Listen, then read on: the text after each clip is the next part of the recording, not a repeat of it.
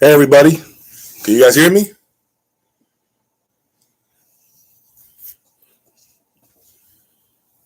How's everybody doing? Can you all hear me? I hope you guys can hear me.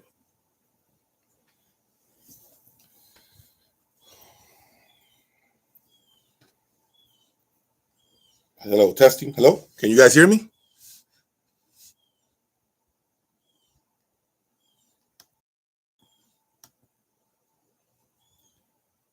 Oh, perfect. Okay. Well, 21 of you guys right now, do me a favor while you guys are waiting, hit the like button. That helps to promote the video right now. So if you guys can do me the favor of hitting that like button to get more people to join us today on this Sunday afternoon. It is 4 o'clock here in Florida right now, 4 o'clock in the afternoon. So if you guys can just do me that favor of hitting that like button right now so we can get more people to join us before I get started. I hope you guys are having a wonderful weekend or Monday morning, depending on which part of the world you guys are in. Today, I want to talk about the Boulder 3050 that you guys saw on my last video. I have not done more videos about it just yet because, to be sincere, I have been working relentless over the last 2 weeks, guys. So it has been a tremendous amount of work for me lately. And, I needed to kind of take a breather. I was going 100 miles an hour and I needed to just relax for a little bit, let my, foot off the gas. And so that's why you guys haven't seen any more lately. I've been just kind of taking it easy, guys, right now. I'm a little bit tired and just wanted to take a deep breath before I circle back to, more content with production value, more videos.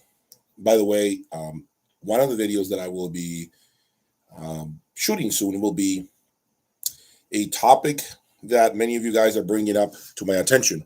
On the last videos, you guys have been very vocal about the magical S7s, and you guys feel, not all of you, but a lot of you guys feel that the magical S7 is probably the bottleneck in my system.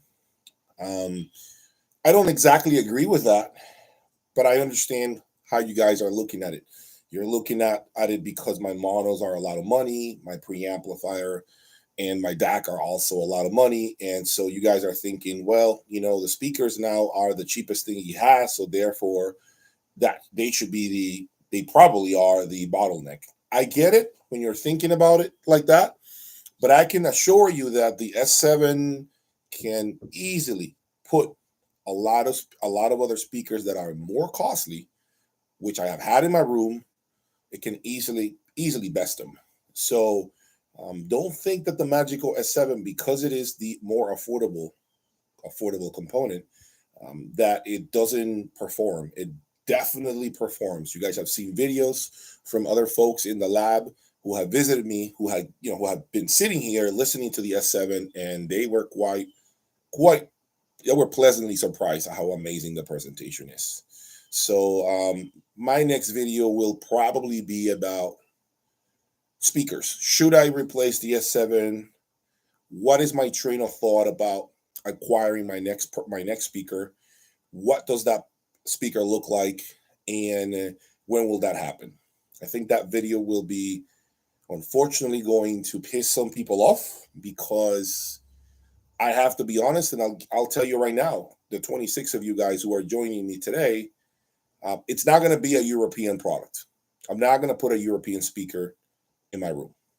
And I'm going to expand on that video, but you guys need to know for now, I don't plan on bringing a European speaker into the lab, because of the fact that, again, guys, I am self-financed. I spend the money by myself. Nobody helps me, and I cannot afford to buy a European product and then lose $30,000 trying to sell it. I'm not going to do that, guys. I cannot. I know you guys sometimes think I'm balling and I'm made out of money. Guys, I cannot afford to lose $20,000, $30,000 like it's $10, guys. I can't afford to do that. If I'm going to keep doing this, I cannot do that. I can't just lose money like it's whatever. Like, I can't. So this is one of the reasons why I don't plan to bring a European product, unless, of course, somehow the stars align and I ended up getting a European speaker. But I am not looking for a European speaker, loudspeaker. Okay, I'm just not, because I have to have an exit plan for what I do. I have to have an exit plan. Okay, I cannot keep all of this stuff forever. So that kind of limits how far out I'm willing to go to bring new product. I want to be sincere with you guys. You guys deserve that from me. And since you guys are joining me today, you are hearing it before I create that video. Okay, before I make the video official as to what that speaker looks like. Please hit that like button, guys, to get more people to, join us today. I want to have a bigger audience so that I can go into detail about the 3050 and my short time with them. So far, I've only had them for about 3 weeks, and it's been a phenomenal time. Now, how many of you guys have visited or became members of my website? Okay, so maybe this is going to give you guys a little more incentive. I mentioned to you guys that I'm going to be doing a shootout of 3 DACs that will be somewhere around the $15,000 price point. I'm going to be doing a shootout. More than likely, it will be the Mola DAC, DCS Bartok, and the MSB Discrete. So you are looking at 3 DACs that are well known in the industry. 3 DACs that you guys, I'm sure, have read about, seen, heard, own, and you guys want to know which of those 3 DACs that are similarly priced is the DAC that I feel is the better DAC for my system, in my system. Okay, I need to make sure I say that.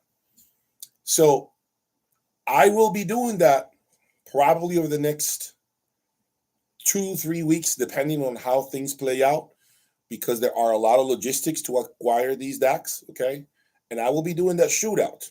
But I will be very honest here. I have to keep it real. You guys know I am going to always be real with you guys. The shootout will probably be on my members' site only first. Okay, so the shootout, I will shoot it, and I will probably upload it for my members of my site. They will probably be the ones that will get to see the shootout before this shootout makes it on the YouTube channel. So if you are interested in seeing it right away, once it happens, it will go straight to my membership section of my website.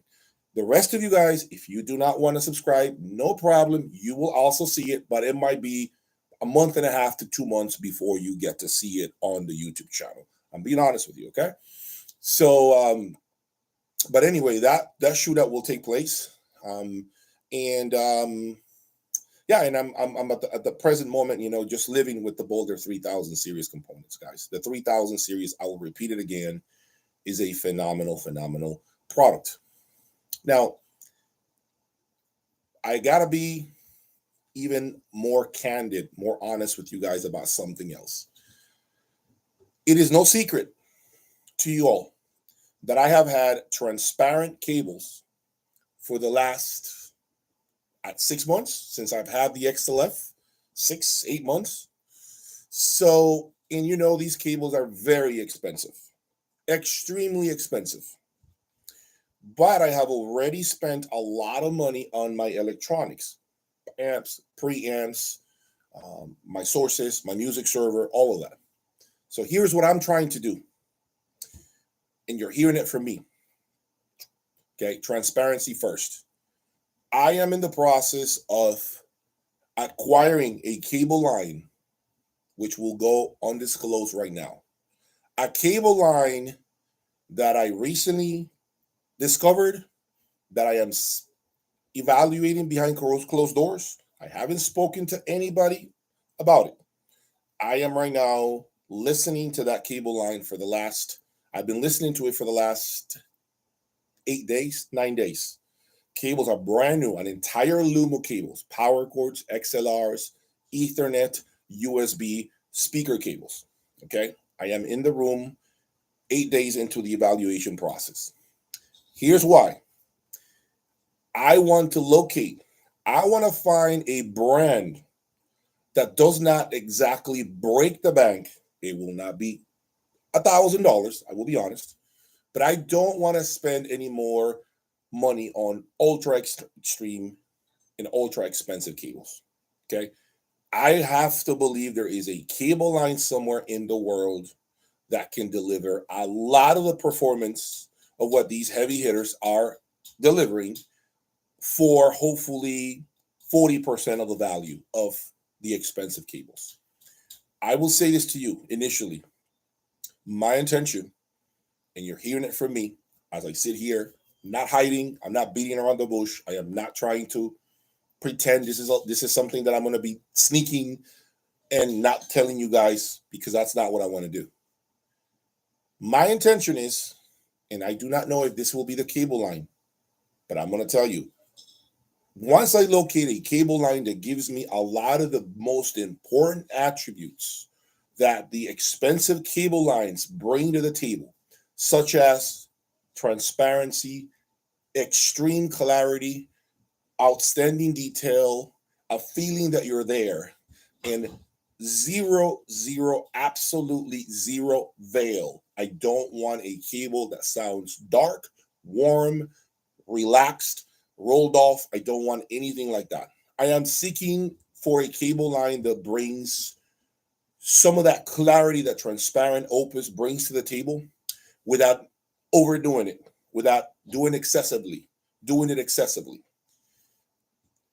Once I have located a cable line that gives me the most important attributes, that I feel are the most important attributes, I will probably become a distributor of such cable line.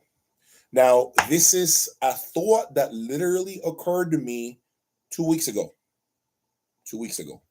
So this is not something that I've been planning and waiting to tell you. This thought, I woke up one day and I said, there's got to be a cable out there in the world that can give me, it's kind of like the Griffin Essence, which is like $24,000. And I said it, to me, it is the second best amplifier in the Griffin lineup, not including the Apex, because I have no comment on the Apex yet.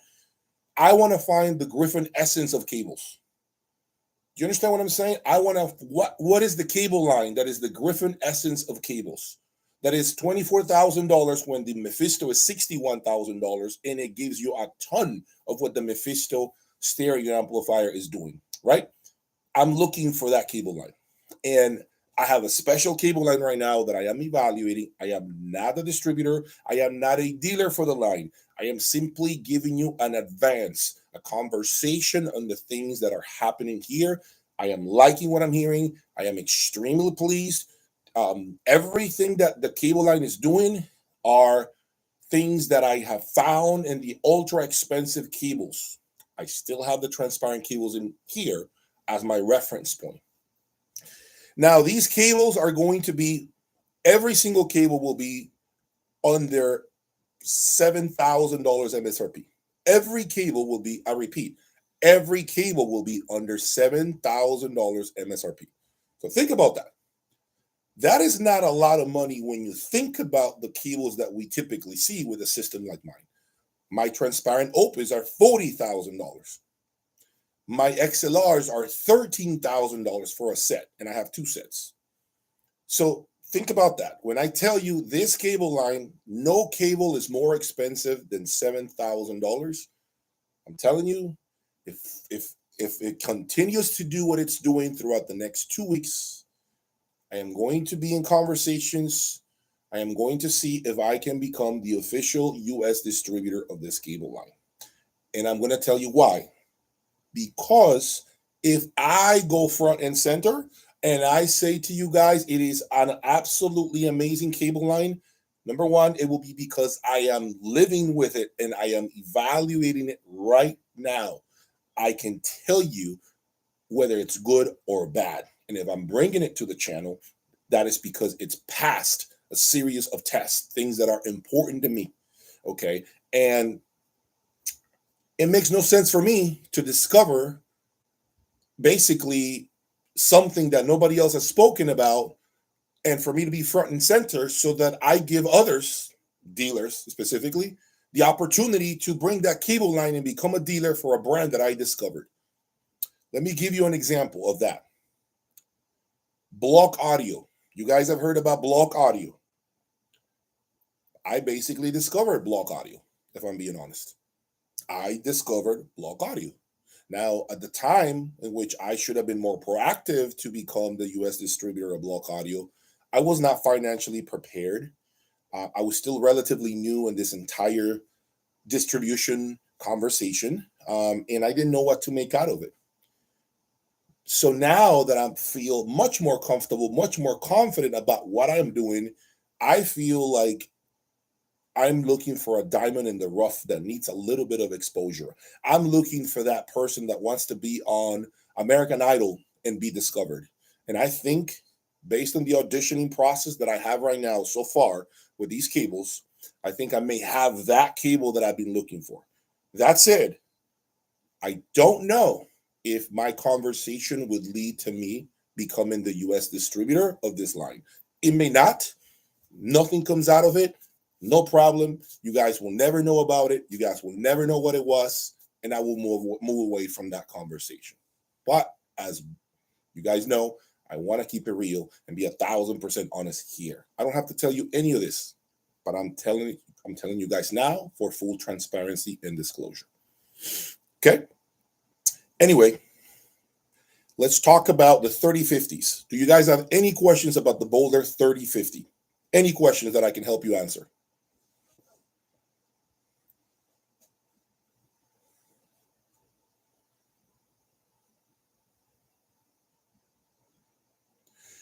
The benefit of monoblocks, okay, monos. The benefit of having monos as opposed to stereo. Sure. Okay, guys. So in my situation, I could even talk about the Mephisto stereo and the Mephisto monos, but this is applicable to both. Okay, the monos are the biggest thing I notice with the monos. The biggest number one thing you will notice. I feel as if the monos are always more relaxed sounding than the stereo version. I feel because of the excess power and overhead, there's just a lot more control and at ease. Nothing phases them. You can crank up the volume, and you are sitting there not realizing that the volume is quite loud. Now, this was somewhat the effect that I received from the Griffin solos, by the way. That said, the one thing that stood out to me when I went to the 3050s is the separation of the instrumentation is just next level. And that has to do with the fact that now you're talking about independent power supplies for each speaker. There is no crosstalk.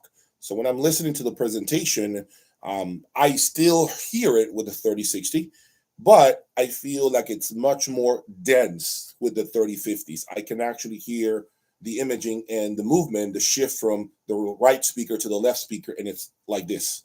It's easier. It's more separated. Things are decoded better to a whole new degree. However, I will say that for a lot of you guys that have more of a normal system, if you buy a quality stereo amplifier, folks, and you don't have really demanding speakers, you really don't have a very big room that requires a tremendous amount of like space and just square footage to fill, most of you guys are going to be quite happy with a stereo amplifier. Do I recommend that you guys do monos?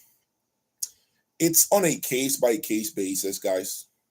But if I'm going to give you my opinion, it depends who you are. I would say 9 times out of 10, you're going to be okay with the stereo amplifier. You're going to be just fine with the stereo amplifier. The monos are definitely going to be better. Anybody who's telling you that is a liar. A mono is always going to be better, unless we're talking about those monos like the Hagel H30, which was absolutely horrible in mono configuration. The Hagel 30, when you flip that switch on the back of the Hagel 30, H30, it was a disaster of an amplifier. The Hagel 30 is the only amplifier that I can think of today was extremely, extremely superior in the stereo version. Okay. Another amplifier actually that I should mention was the Dan D'Agostino Momentum S250. I found the S250 a lot more engaging, more romantic. I don't know. It just felt more right sounding to me than the 400s. Now the M400s are great amplifiers. I'm not saying they are not. They are great amplifiers. But it seems to me like the S250 had more essence inside, more soul. I felt it. I felt like it just reached out and touched me better than the 400s. Okay, so, but in most cases, I will say this to you that the mono configuration will be the superior version of the stereo. But I don't know if you guys really need to spend the extra money and buy in monos. For instance, I'm going to give you an example. Griffin stereo amplifier, the Mephisto. I feel like the Mephisto is damn near a mono because it has 2 power cords on the back and it's pretty isolated as it is. So I feel like the Griffin Mephisto, in my opinion, you don't really need to spend the money on the solos. However, yes, the solos are better. I will say it. They are better. But I think that for most of you guys, the stereo Mephisto is more than enough. You don't really need to be spending money in the mono configuration. Okay, so keep that in mind. It depends who you are. Do you want everything that the brand has to offer, regardless of price? Go for it. However, that comes at a huge diminishing returns, with huge diminishing returns. Okay, you're not going to get twice the performance by going from the stereo to the mono. I'll repeat it. You do not get twice the performance of the stereo amplifier by buying the monos. Don't get twisted. Don't care what anybody else is telling you. It's not twice the performance.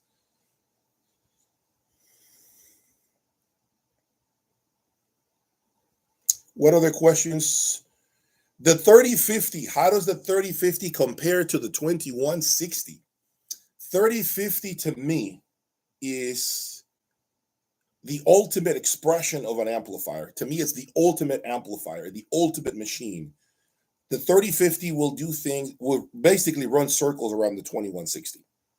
The 2160 is a very friendly amplifier. The 2160 is the amplifier that comes and greets you, brings you an appetizer, it plays nice with you, it smiles at you, it's very friendly sounding. The 2160 is the easier animal to live with. The 2160 will pretty much insert itself into just about any system today and make a significant improvement over the amplifier that you have, unless, of course, you have another extreme, like a great amplifier. But the 2160 is that unit that is not coming in to create drama in your system. It's not coming in to make it difficult for you. It's a very friendly amplifier. And what I mean by friendly, I mean an amplifier that you can literally grab and plug and play, and you're going to get exceptional results with it. And it's only going to get better if you buy the matching 2110. Yes, if you buy the 2160, and if you think that's all you need to do, that's fine. But let me just tell you something. You're stopping at a 7 out of a 10 when it comes to the performance of that amplifier. Not having the 2110 will rob you 30% of the performance of that 2160. I'm telling you right now, if you are looking for a 2160, you better put it down on a piece of paper. At some point, you're going to need the 2110. Believe me, I promise you, the 2110 unlocks other cylinders inside that amplifier that other preamps just simply can't seem to find.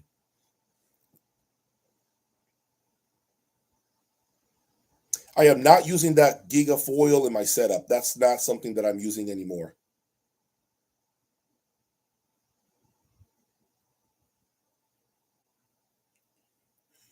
Okay, so the 3050, I forgot to mention, the 3050 to me is the boss. Okay, the 3050 to me, guys, okay, let me just tell you this. I have had the amplifiers. I have had them play music for 8 days straight, not turning them off.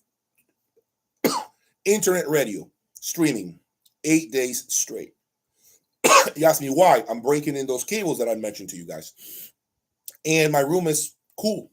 The amplifiers are barely warm. And that's 8 days of playing nonstop. So they're very effortless, right? Nothing phases them. And my S7 is not exactly an easy speaker to drive. Okay, but it's doing everything you can think of. It's pushing that speaker to incredible levels, and the amplifier remains very cool, calm, and collected. Now, the 3050 to me definitely is an X-ray machine. The 3050 is the most neutral sounding amplifier I have ever heard. If you go to the back of my room right now and you swap out anything, and I'm outside, standing outside, and I don't see what you did, the 3050 will tell me you changed something. When I come back into the room and I hear the system, I will know you changed something into my system, even if it's just an outlet or an Ethernet cable. It doesn't matter. The 3050 will let you know that. And that could be a pain for a lot of you guys who don't want to embark on really doing the entire system and setting up your system properly. It could be painful for a lot of you guys with the 3050. But when you get the 3050 accommodated to your liking, there is no going back. Absolutely no going back, guys. No going back. I have the Luxman in here. I have the Sim Audio 860 version 2. I have the Constellation still right behind me. And folks, I have not even attempted to turn those 3 amplifiers on. I have not even they're just right now, they are just afterthoughts for me. They are just amplifiers that are sleeping in the room. And whenever I get around to it, whenever I feel bored, I may just play them. But I have absolutely no desire of playing with any other amplifier. Once you have the 3050, it's like other amplifiers are just toys at this point. Like, it's just you're kind of like, I'm here. Everything else is here. So you don't have any interest. And that's one of the sad things about the 3050, guys.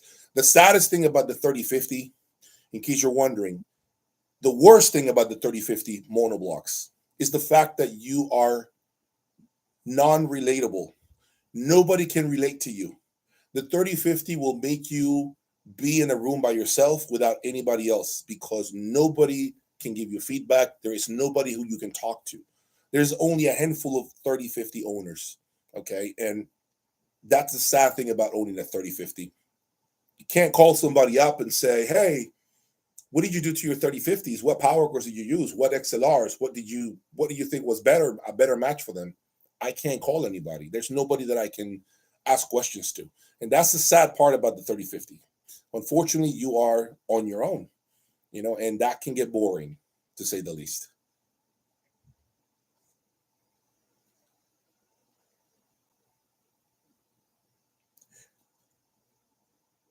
Okay, so is the 3050 like the Mephisto? The 3050 and the Mephisto do not sound the same, but they do have one thing in common. They are very revealing amplifiers. And if you are not a person who is patient, who is not willing to take the time to understand the amplification, who doesn't do, unfortunately, a lot of tests in your system with footers, power cords, you name it, you're not going to like either amplifier. But once you get it dialed in, I promise you, folks, there's no going back with either amplifier. It's very tough. It's very tough. What does the ultra high end bring you to the table, folks? What do you get when you buy an amplifier that's $250,000? First of all, you get things that you never thought were possible. One of those things for me has been the bass control. The bass control, the bass in my room is so perfect. It seems as if I called somebody and they came in my room and did some room EQ. Like if I ran, I don't know, Odyssey room correction. It sounds like I did that when it comes to the bass control. It is just phenomenal. The bass that the speaker displays is something that I never thought I would get from a loudspeaker, and I felt that I could only get this kind of bass if I brought subwoofers to the table. But I am not interested in bringing subwoofers, guys. I need to evaluate amplifiers with full range speakers, because I need to tell you guys and articulate to you guys if the amplifier has bass, if it doesn't have any bass, if it's lean sounding, if it's, how does it sound? And the only way to do that is by not having subwoofers in the system.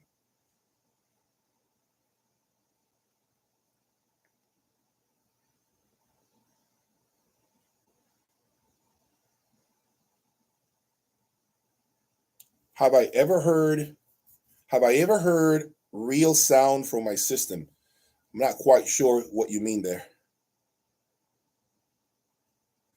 Biamping could be something that I do, but as you know, Wilson and Magical do not allow for biamping. They do not believe in biamping.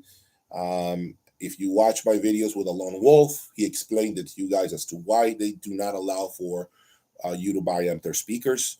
Yeah, I don't need to buy 2 speaker cables and anything like that, or biamp my speakers. Am I going to try the 3050s with the M6? Okay, I got to say something to you guys, okay? 73 of you guys, hit the like button, okay? I'm going to tell you guys something real quick. Hit that like button for me. Okay, here's the deal. A lot of you guys have messaged me. And in case some of you guys do not know, a lot of you folks want me to bring the magical M6. There is a lot of chatter, a lot of chit chat happening. A lot of you guys want to see the magical M6 appear in my room. You guys feel that it would be the right speaker for the electronics, and I cannot disagree with that. I also have another speaker in mind, and that is the Wilson Audio Alex V speaker that I really would love to try in my room, because I really like the Alex, the former Alex, the MK1 Alex. I loved it. And of course, it is no secret, I have always wanted to own the Sonos Faber Aida 2. To me, those are probably the top 3 speakers in the running to make an appearance in my room. As to when that will be, I can't answer that, because as I said to you, it's more about the opportunity for me and when the stars align. So it could either be the Aida 2, Alex V from Wilson Audio, or maybe a Magical M6, or maybe there is a new Magical speaker releasing soon that nobody knows about, and maybe I get to have that speaker in my room sooner than anybody else. I don't know. But I can tell you that most of you guys keep telling me and asking for the M6 to make an appearance again. I hear you loud and clear, but I'm here to tell you it is a very difficult speaker to get hands on. It is not a cheap speaker. There are not many M6s. I still believe it is the most beautiful speaker I've ever owned. But it's hard to get your hands on an M6. I want to, guys. I really do, but it's hard. It's hard. I'll do what I can. The Alex V is also a speaker that I would love to try. I think I have the right amplification for any of these speakers.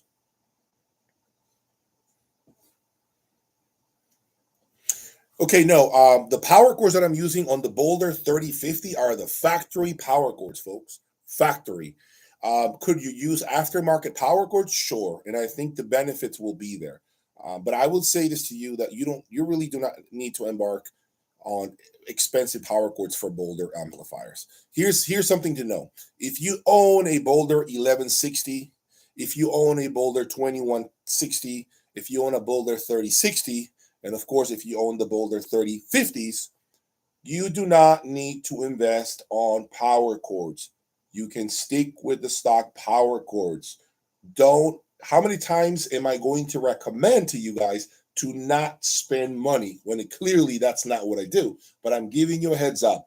Okay. Any of those amplifiers, if you're planning to buy them, one of the positive things is you do not need to buy stupid expensive power cords for them. They sound phenomenal with stock power cords.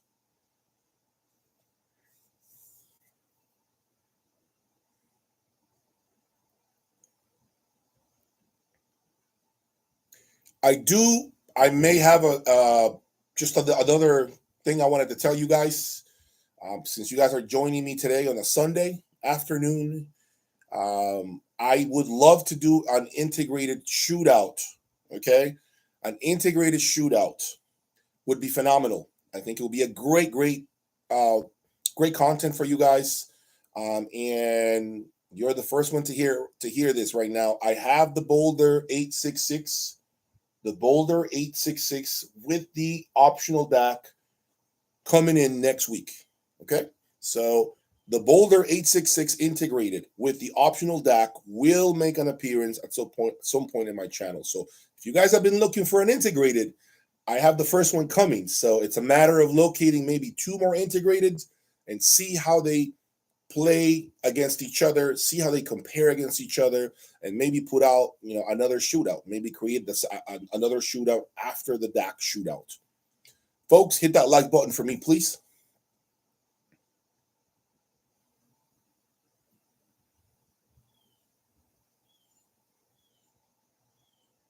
Now, did you not, guys?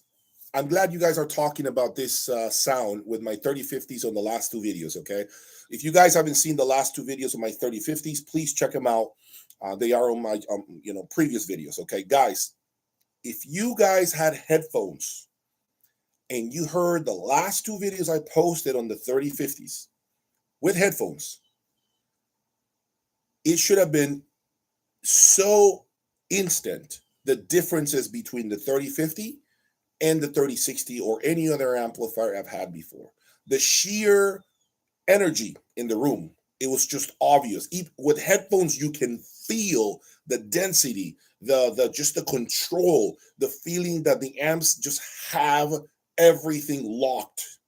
Okay, and that is what I'm saying to you guys. The 3050 has this feeling that I think only power can do that. Well designed power, and it was translated pretty good through YouTube. You guys should have heard that and really heard the sheer clarity. Oh, and by the way, those two videos of the 3050 that where I had it playing music, those two videos are not with transparent cables. They are with the full loom of cables that I might end up distributing in the United States. It's not a guaranteed thing, but you guys heard the full loom of cables that I've been talking about, that I'm evaluating here in my room. And if you guys like what you heard, then you know those cables are performing quite well in my room.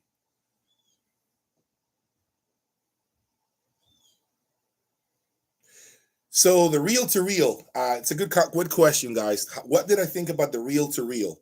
You guys should have seen those short videos that I played, where I played some music with Oz in his reel to reel, guys. It was phenomenal, guys. I couldn't believe how great the reel to reel sounded. I could not believe it. I mean, the recordings, of course, were somewhat new to me, and I went back and forth between two songs. I remember with the MSB Select 2 and the reel to reel, and I was surprised how good the reel to reel was. I couldn't believe it. I could not believe how this old technology, sounded incredible. Like I felt like it had a little more dynamics too. I felt like as if the reel to reel had more ups and downs in terms of the volume levels, the dynamics of the presentation. It was just more immediate.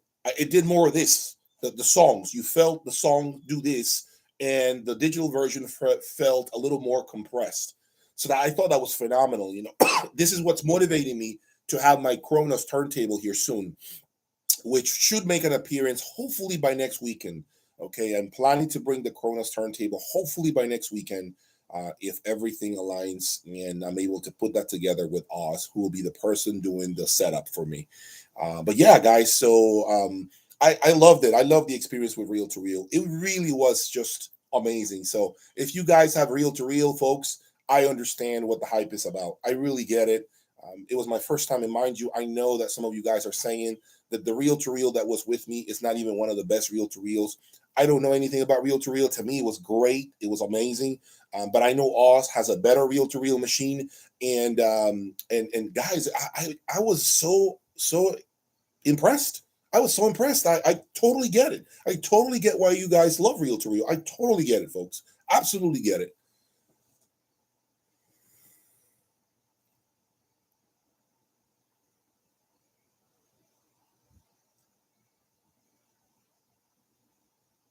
Don't forget to smack.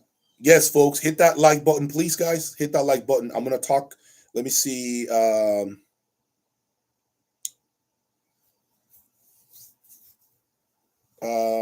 Could I compare the reference 10 against the Master Vac?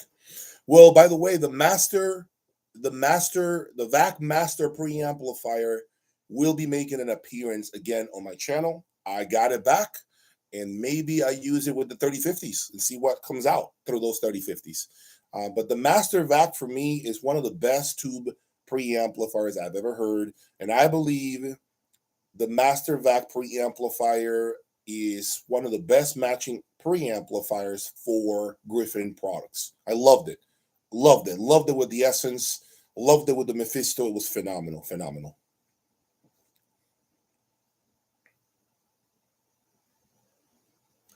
Have I tried the 3050s without the preamplifier?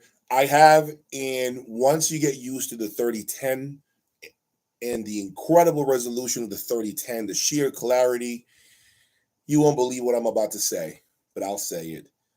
The MSB Select 2 DAC almost sounds dark in comparison to the 3010 preamplifier. It sounds dark. It even sounds, I don't know how to say this, but maybe a little bit, just a little bit veiled in comparison.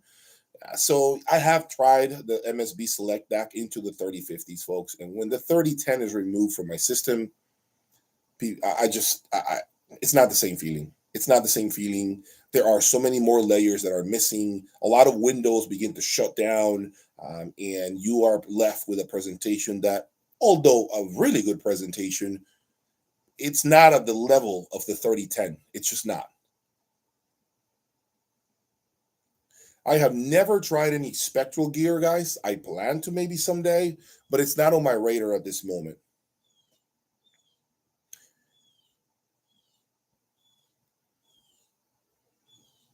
Okay, let me see. So, like I said, on if you're just joining me, like I was saying earlier, I plan to have a DAC comparison, a DAC shootout, and that will happen hopefully with the MSB Select, not with the MSB Discrete, and the DCS Bar Talk, and perhaps a Mola Mola DAC. Okay, maybe those are the three DACs that we need to be comparing.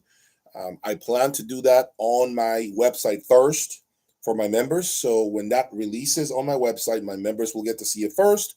Those of you who are not members, and that's fine, will get to see it at a later point in time on my channel, my YouTube channel. Okay, maybe like towards the end of the year. But my members will definitely get that first. I urge you guys to become a member. Check out my website. The link is in the description of this video. I highly encourage you guys to become a member. There is so much content, over 5 hours of videos there, guys. Lots of videos about everything you can think of, things that many of you guys will never see on my YouTube channel. And again, you have advanced access to videos that will be released on YouTube in the future. You'll get to see them there. There's never any commercials. There's never any, and it's more raw, more uncut. I don't do a lot of editing over there. It's more like I grab the camera and I sit down and place it in front of me and I begin to talk to you about it, whatever it is that I'm feeling at that moment, and giving you constant updates about what I have coming up. And I answer your questions too. So check it out. Go to my website, jayaudiolab.com. 3050s are only in 220, folks. All 3000 series Boulder electronics are only 220. They do not work with 110. Okay, all 3000 series Boulder electronics are 220. Now, the preamplifier, the 3010, is universal. You can use the preamplifier in 110 or 220. It automatically switches by itself. You don't have to push a button or do anything. You can plug it in a 220 or a 110 outlet, and it automatically recognizes the voltage, and it just switches.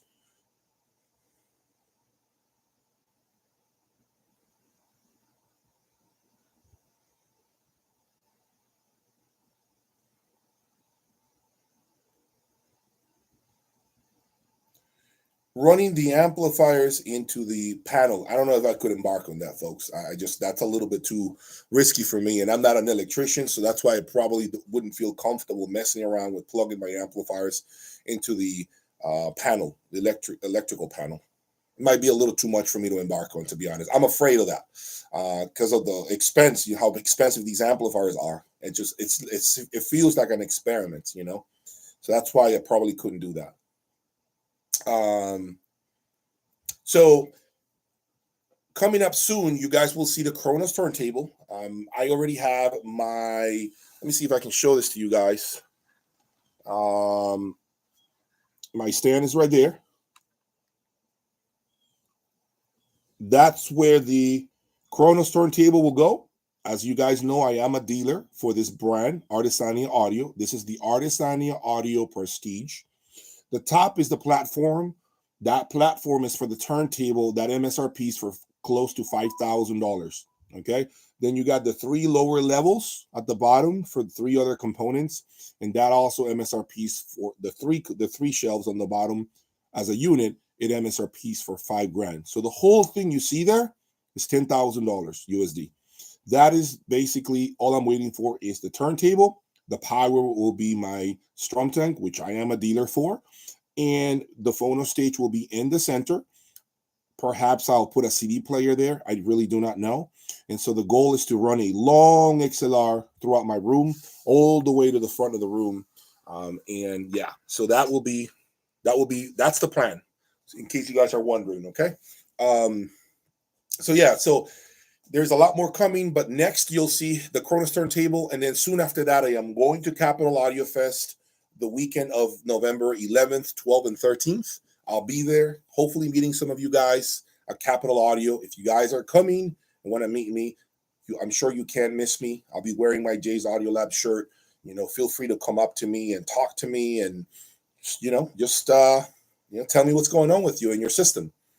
And I plan to do videos of the rooms, my, of course, wrap-up video, who I think is the best room of the show, all of that. I plan to do it when I travel over there in about 3 weeks. So stay tuned for that. That's going to be part 2. Let's not forget about the Griffin Apex. The Griffin Apex with the Commander will make an appearance very soon, guys, very soon. It's just I have a lot of things that I need to be handling, so my schedule is pretty jam-packed. Then we have Thanksgiving, then we have the holidays, Christmas, so it's getting very, very complicated right now, folks, for me, but I can tell you that I'm doing the best I can. So look what I have coming up. Kronos turntable. In my thoughts about the Kronos turntable, perhaps telling you how I feel about living with it. Kronos turntable. We got a potential DAC shootout, which will be DCS Bartok, MSB Discreet, and perhaps the Mola Mola. Then I also have to go to Capital Audio Fest. Then we have a break of Thanksgiving. Then after that, Griffin Apex with the Commander. Okay, so think about all those things. And then I'm thinking about doing an integrated shootout, hopefully by the end of the year. So that's my plan, and that's what's coming up in my lab. And of course, who knows, maybe by the end of the year, for Christmas, I have a brand new loudspeaker. I don't know. I am not looking for a loudspeaker, but something is telling me up here that is working itself in the world, and that eventually the stars will align and I'll end up with a different speaker. I don't know why.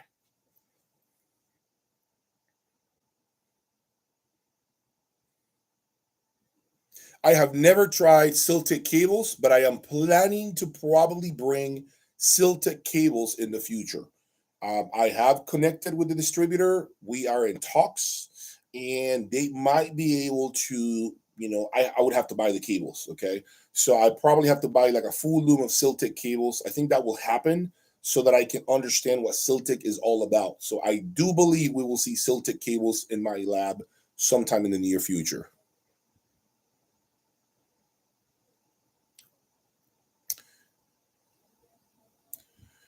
Q7, okay, the AudioNet. I've heard great things about AudioNet. I have never owned it. I almost bought the AudioNet preamplifier, the flagship preamplifier, and the matching monos. It didn't happen. I would love to try AudioNet stuff. I think it's got to be great stuff. I keep getting great feedback from those of you who own it and from dealers. So I have to believe AudioNet is a phenomenal product. There's absolutely no reason why it isn't. It's just sometimes, guys, it's about timing, folks. Sometimes it's about who's talking to me, who's knocking on my door, what is the conversation about, what is it that they want to do in terms of business with me. And so that really is what drives the next product into my lab, okay? Oftentimes are just things that come to me. For instance, I was not looking for the Boulder 866 integrated. I honestly was not. Swear to you guys, I was not looking for the 866 integrated. Again, opportunity came, stars aligned, and now I will have an 866 Boulder integrated in the room with the optional DAC. So now you guys will get to know about the 866 Boulder integrated. But I wasn't looking for it. It's not like Boulder sent it to me. No, it's just another connection of mine. Talk to me about the possibility of him selling his, and I ended up buying his. So I figure, why can't I just buy it, bring it into my lab, and evaluate it? So that's how things happen for me. My room is approximately 20 wide, no, about 19 wide by like 22 deep, and the ceilings are 8 feet tall. Magical Q7. So the Magical Q7, by the way, I almost bought a Magical Q7 about 6 weeks ago, 7 weeks ago. Magical Q7 MK2. But I really feel, guys, that the Magical Q7 MK2 is just probably not the speaker for me. Based on my research, my gut feeling, and everything that I've thought about, I just don't know if the Q7 MK2 Magical is the speaker for me. It would be, I think, too much hearing the 3050s being so revealing, and then you have a Q7 that's also ultra revealing. It might be too much of a good thing, folks. I know of people who have bought the Q7 MK2 and they had to go the tube route. They have to utilize VAC statement monos to kind of make it a little more human. And even then, it was a difficult thing to do. So I don't know if the Q7 with my Boulder gear would be phenomenal. I think it will be phenomenal in terms of the amount of resolution and definition and information, but I don't think it would be a great setup if you're looking for something that sounds a little more human. I could be wrong. I'm speculating here. I will say that. Yeah, that's why I think I just abandoned the idea of a Q7 MK2. I'm more open to the possibility of a Magical M6, to be sincere with you, than a Q7 MK2. And I know the Q7 MK2 is far more money, MSRP wise, than the M6. But I just feel like, again, I just feel like the M6 was, probably would be the speaker that I would be mostly interested in at some point, along with the Alex V and the Sonos Faber AIDA 2. By the way, there is something that I wanted to share with you guys before it escapes my mind, okay? I've said it earlier. If you just got here, I was talking about some cables that I am in the process of evaluating in which I may be able to represent or distribute in the United States. Not a for sure thing. I'm just throwing it out there. It's a thought in my head right now. It's not happening right now or anything like that. Okay, so here's the thing. I was living with 3 different cable looms. And I realized one thing, guys. I realized one thing that finally I have to accept. Okay? And this may be a shock, or it might not be a shock, but I'm about to tell you something. I am a believer today. Officially, you're hearing it from me. I am a believer that cables to me are tuning devices. Cables to me are tuning devices. And I will be making a video about this. Cables are tuning devices. When you want to change the color of your music, change your cables. If you want more bass, change your cables. If you want more musicality, change your cables. Cables to me do exactly that. If you thought cables are neutral, folks, I have simply never met a cable that is neutral. I feel all cables introduce some sort of sound signature into the presentation. And how do I know that? Simple, guys. The Boulder 3050 and the Magical S7s are telling me that. Two ultra revealing components. So as I was evaluating 3 cable sets, I had my wife in here listening, right? And here's what she said to me. We were evaluating cable 1 and cable 2. And she says to me, the thicker cable to me sounds like surround sound effect. That's what she said to me, right? She's like, the thicker cable that you just plugged into me sounds more like surround sound. Okay. And she was talking about transparent. So she was trying to tell me basically that the thicker cable had a bigger sound stage, right? She felt like she was more in the music, inside the music. And then she said the other cable sounds more relaxed. True, very true. So I play the music at a certain volume level, right? Like a lower volume level. So I went ahead and said, okay, let's try this again. I raised the volume level to about 81 decibels, 81, 82 decibels, right? I play the same song.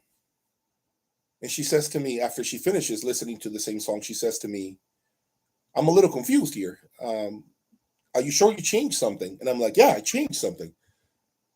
It didn't sound much different. If anything, I prefer cable number 2. Like, what do you mean?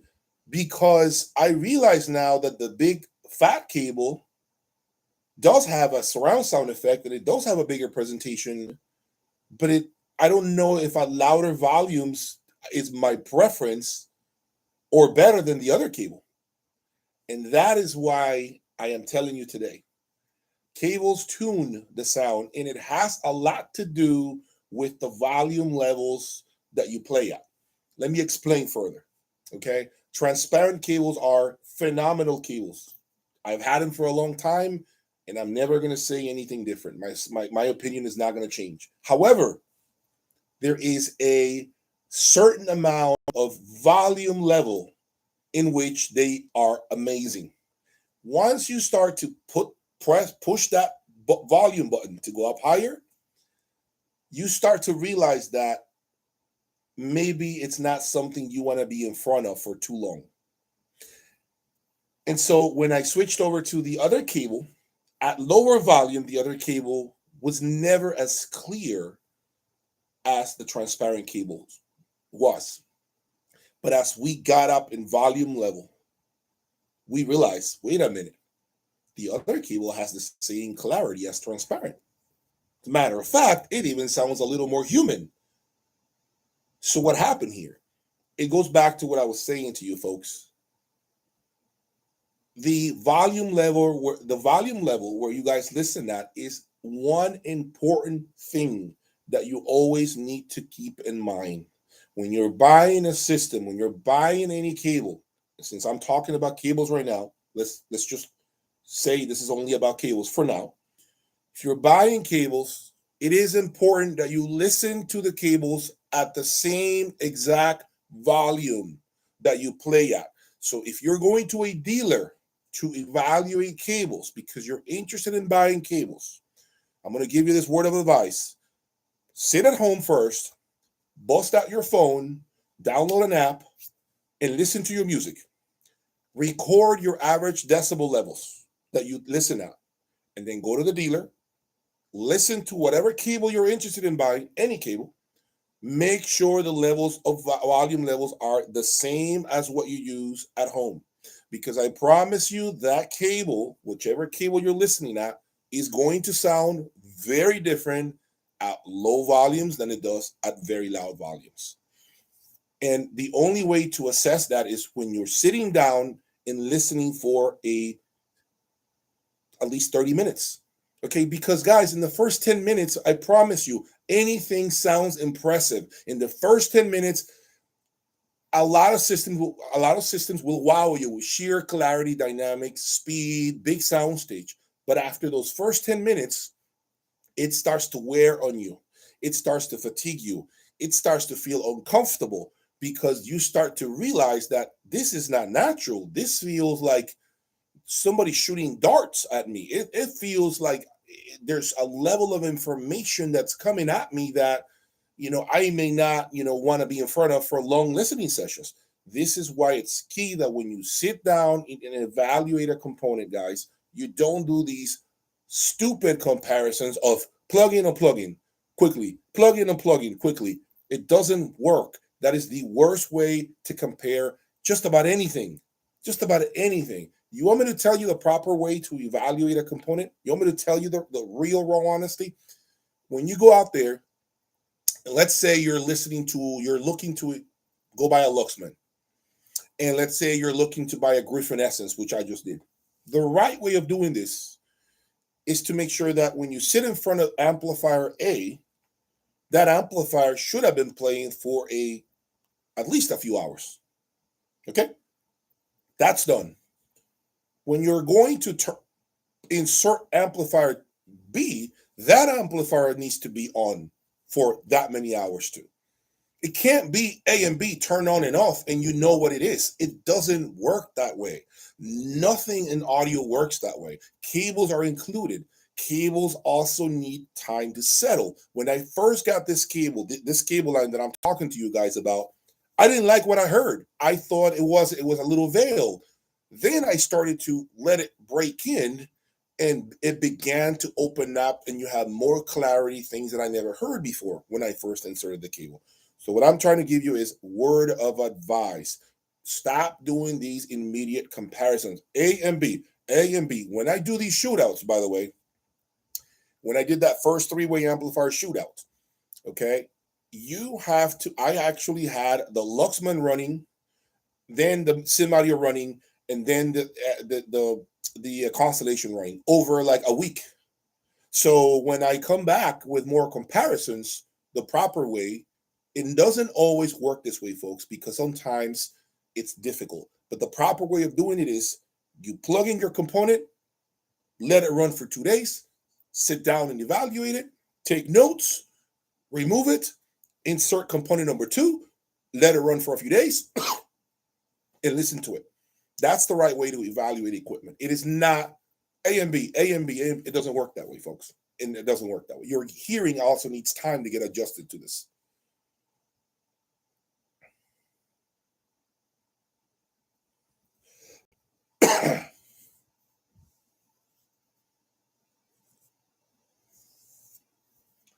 I have no plans to try VTL gear at this time, folks.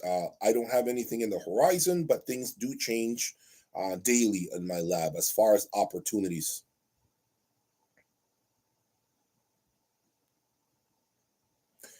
Yes, I have heard realistic sound from a sound system.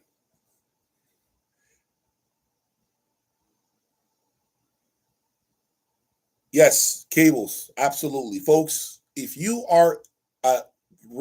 a follower of mine today, and you have been watching my videos, and you are not a cable believer, even today, I do not know what you have been watching, because I have done a lot of demonstrations how a single power core swap changes the presentation of my system. So you by now should be a cable believer. If you have been following me here on YouTube, you should be a cable believer by now. Definitely need to be by now.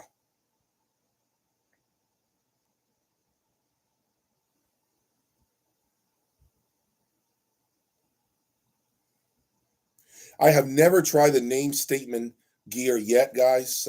Name statement is a very difficult product to achieve to obtain. You also need certain cables with it. And folks, to be sincere, these brands that require you to have their matching electronics and matching cables, else it doesn't work well.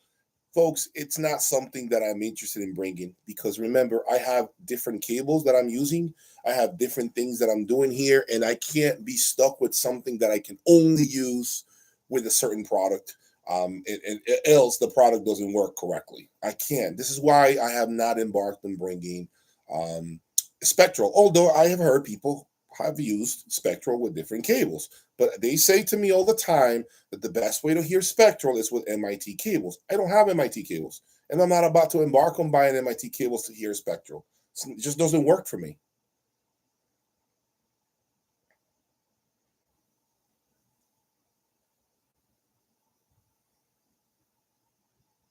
I have any opinion on Pillium gear. Um, I think I am going to make a Pillium video, in my opinion, on Pillium gear on my website. So this is something that people keep asking me about. What do I think about Pillium gear? My only opinion comes from spending time with the magical M9s at the factory.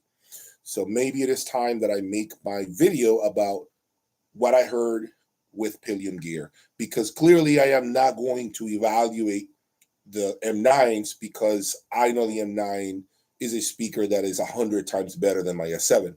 So I'm not going to say that this isn't related specifically to the M9s. I'm going to probably talk about what I heard with Pillium gear. I will probably make a video about Pillium gear on my website, jayaudiolab.com. I will never get the magical M9, folks. It's a massive speaker. It's a massive structure. It's a speaker that I can't even fit in my room, folks. So the M9 will never happen. I will have to win the lottery big time for me to make an M9 appear in my lab, folks. It's so much money, guys.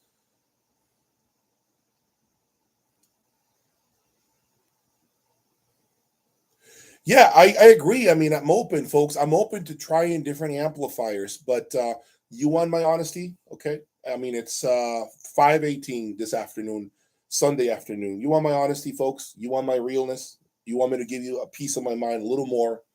I'll give you a little more right now. I am not opposed to trying as much equipment as I can. To me, it's a pleasure to be able to have a vast knowledge when it comes to different brands of electronics of the ultra high end. That said, folks, remember, I have to have an exit plan for all of this. I have to be willing to have in my head a plan of basically me selling the product when I'm done with it, folks. And if it's a product that doesn't have any appeal to many people, folks, that means I get stuck with it. And that could mean 10, 20, $30,000 that are basically frozen in on the floor of my lab.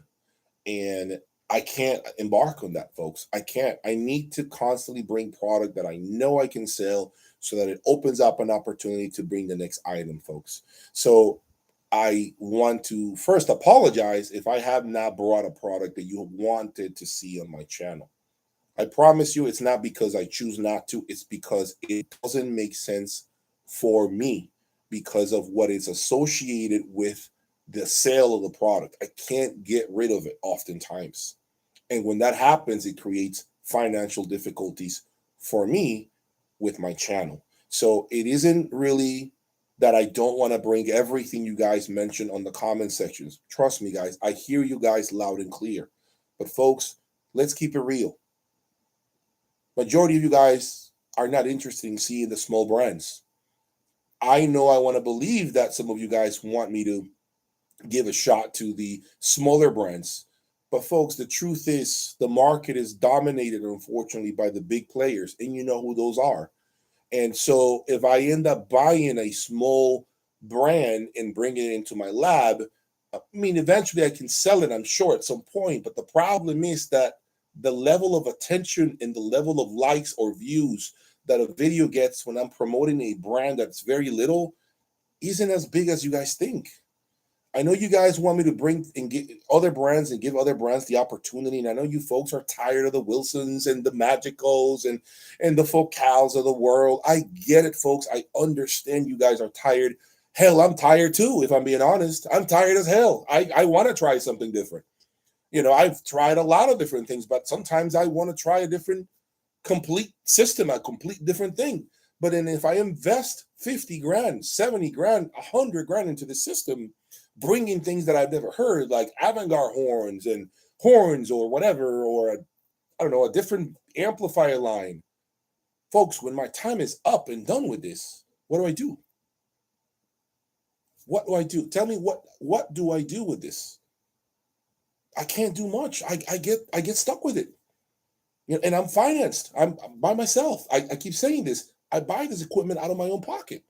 So it's very difficult for me to embark on this bringing you lines that you guys probably are interested in because you read somewhere a little small paragraph about brand Z being amazing. And I hear about this amplifier line, for instance, right? That people have texted me about. This amplifier starts with the letter W. Apparently, it's built in the United States, somewhere in California, West something, West. Can't remember the line of amplifiers. Some small amplifiers, folks. And they're saying that people that have $100,000 models are selling them to buy this amplifier line. The models of that amplifier line are 30K, right? So someone texted me telling me, "Oh, this is it. This is the people with the solutions of the world and the Boulders of the world and the Griffins of the world are selling their electronics to buy this new power amplifier out of California that starts with the letter W. I repeat, starts with the letter W. I can't remember the name. West something. West. I don't know. It's mentioned online, I'm sure, somewhere. And people are telling me, "Oh, man, this is the greatest thing I've ever heard." Right? Okay, I listen. My job is to keep my ears open. And I said, okay, so who is the person? Who is the U.S. distributor? Who is the person that is talking about these amplifiers? Okay, connect them with me. Tell them to reach out to me. I want to hear those amplifiers in my lab. I'm not buying them. No, I'm not going to buy them. No. Okay, they're great. Cool. I'm giving you the benefit of the doubt. I wanna hear those amplifiers here next to my Boulder 3050s. Right? I want to hear them. And if they fly and they are impressive and they really are everything they're saying, then I'm willing to be here in front of you guys to tell you these amps here for 30 grand a pair are one of the most phenomenal amplifiers I've ever heard. And I compared them against my $250,000 Boulder 3050s, and they did some exceptional, amazing things. Here's what those amplifiers bring to the table. So I already requested this. If they suck or they're not all this hype that people are talking about, I'm not even going to mention them. I'm not even going to put them in front of my channel because I'm not going to do a disservice to a brand like that, right? If they're doing this because I'm requesting it, it's coming from me, I'm not even going to talk about them. Okay, so my invitation is out there openly. When these products that are always running around saying they are better than brand A and brand B and brand C, I have reason, I have my hesitations, but I am going to give everybody the benefit of the doubt. The only way to know if something really sinks or swims is by bringing it in my lab and we begin to do a proper analysis, a proper evaluation against the gear that I have here. Because the gear that I have here, let's face it, folks, it's reference gear. So when I hear my gear, my electronics, and something else steps into the lab, it may not be at that level, and that's fine, but I could tell you maybe, you know what, it's not at the level of this brand, but for 30 grand, it's a hell of a lot of amplifier. That's good for business. That can't be bad for business, for any brand. So I urge you guys, when you're reading online, please be careful. Be careful what you're reading. A lot of these small name brands are always going to leverage the names of the bigger brands because that is a great marketing strategy. And remember that the goal is to make sure that you are lured into buying something that is a lot less money and that is claiming is as good as the product that you perhaps originally wanted to buy. So if let's say you were looking to buy Boulder 3050s and this brand comes in with amplifiers that's 30 grand, I would be very skeptical, although you should still have, you know, a flexible mind to say it could be possible, but I need to make sure that's the truth. And so don't get carried away or don't get caught in this entire conversation. Sometimes it's just talk. And let me tell you something about forums, okay? You ready for this? Let me tell you something about online forums that you need to know. Folks, in case you have no idea or you were not made aware of this, there are some brands on different forums. I'm not going to mention the forum names. I'm not going to do that. Whose job is to give free product to users like you. or a significant discount on a product to users like you in exchange for you to go on the forums and begin to create hype, begin to say, I bought it, it's the best thing I ever had. I sold my this, and that because this is that much better. When in reality, you never even had those brands you mentioned before, but nobody knows that, right? So be careful reading online forums. I know there are brands out there who are paying you guys by giving you product at great prices in exchange for you to go online on different forums and create basically a storm of positive comments about such product and how that product completely displaced your more expensive brand or whatever it is. Be careful, folks. This is a thing. It's been brought up to my attention. If the person that's telling you that this product is the best thing since sliced bread does not have a high reference system that you can validate that he's telling you he has $250,000 Boulder, he's telling you he has $1 million system and he sold it all and built a system for 50 grand that's far better than his former $1 million system, folks, you better make sure that he's telling you the truth and that he indeed had that system. If not, it's just pure talk and it's a way of other brands creating chit chat and narrative that is false. Don't be a trap of that. There's a lot of that happening online. And unfortunately, you folks are the first ones to fall prey of this type of narrative, okay? Don't do that to yourself. Please be careful with that.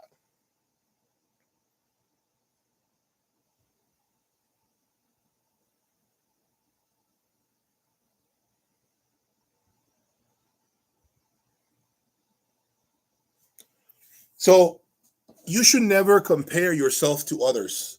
That's a good content. That's a good point, guys. But what I have been vocal about has been about the fact that you should be always talking. If you're looking to improve your system, your current state of your audio rig, right? The goal is to talk to those people who have a better, higher reference point than you. Okay? That is the goal. You talk to the guy, and I'm not saying that's me. I'm saying whoever that is near you, whoever that folk is, whoever your buddy is, it better be somebody with a higher reference point. Okay? And so if you're not doing that, I think that's mistake number one. Mistake number one is to get recommendations from people who don't even have a better system than you. Big mistake. If you have been doing that, if right now you are in the process of buying a product and the person recommending that product doesn't have a better system than you, like for sure a better system than you are going to make a mistake buying such products. I can guarantee you already. Hear me out again. Telling you, you are making a mistake right there. Rookie mistake. Listening to people with inferior systems than you. And by the way, a lot of these folks online, these minions on the forums love to criticize people with better reference systems because they can't even afford the systems. They can't even afford such systems themselves. So they have nothing better to do than to bash those with better systems. I'm telling you right now. Okay. And when you notice something else too, I want you guys to notice something else. If you are on forums reading comments about a product that you're interested in buying, okay, this is what you should do. Okay, let's just say this guy said that he had a hi-fi Rose DAC, which I've never owned.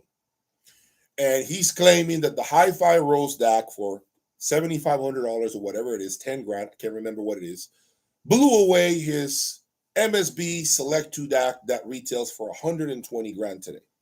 Blew away his Lamp and Seder Horizon DAC that MSRPs for 50K. Blew away his Wadax DAC that MSRPs for like, I don't know, 200 grand, whatever it is. His Hi-Fi Rose blew away all of those. He sold the rest of those systems. Chances are, number one, that guy, if you look at his profile, his signature on his profile, usually people have pictures of their systems. It's called virtual system. You can click on the screen name and see if he has any images posted of his system. Usually they don't even have that, number one. If you start looking at all his posts, historical posts throughout time, he never mentioned that he had such system.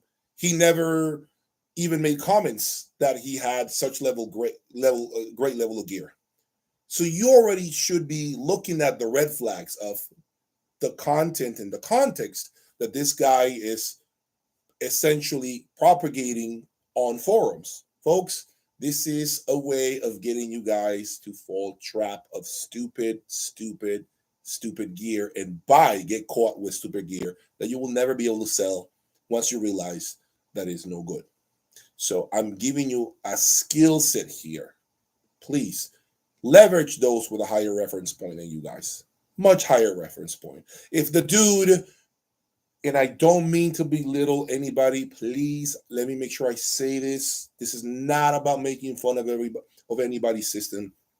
This is not about that.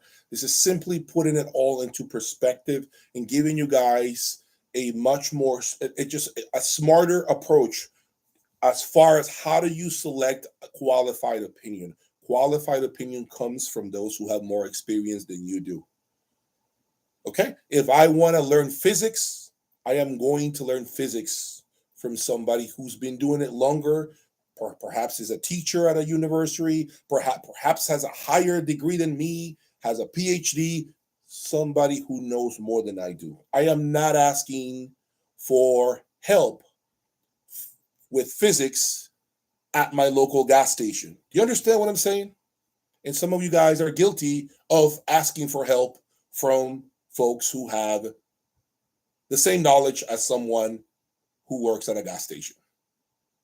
Not trying to belittle the line of work that man is doing or woman at a gas station. You understand the analogy that I'm trying to make here. Okay? That's what you have to remember.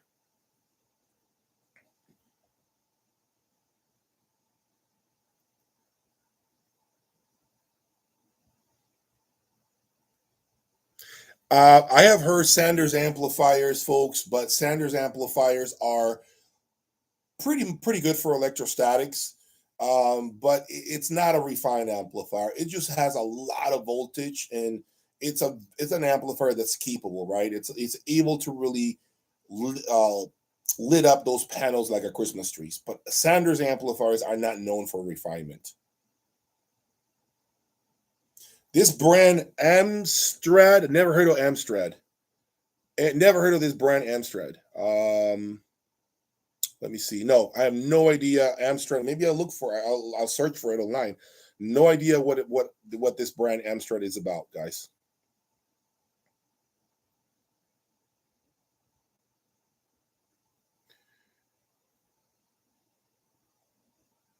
What else do you guys want to know? Ask me a question.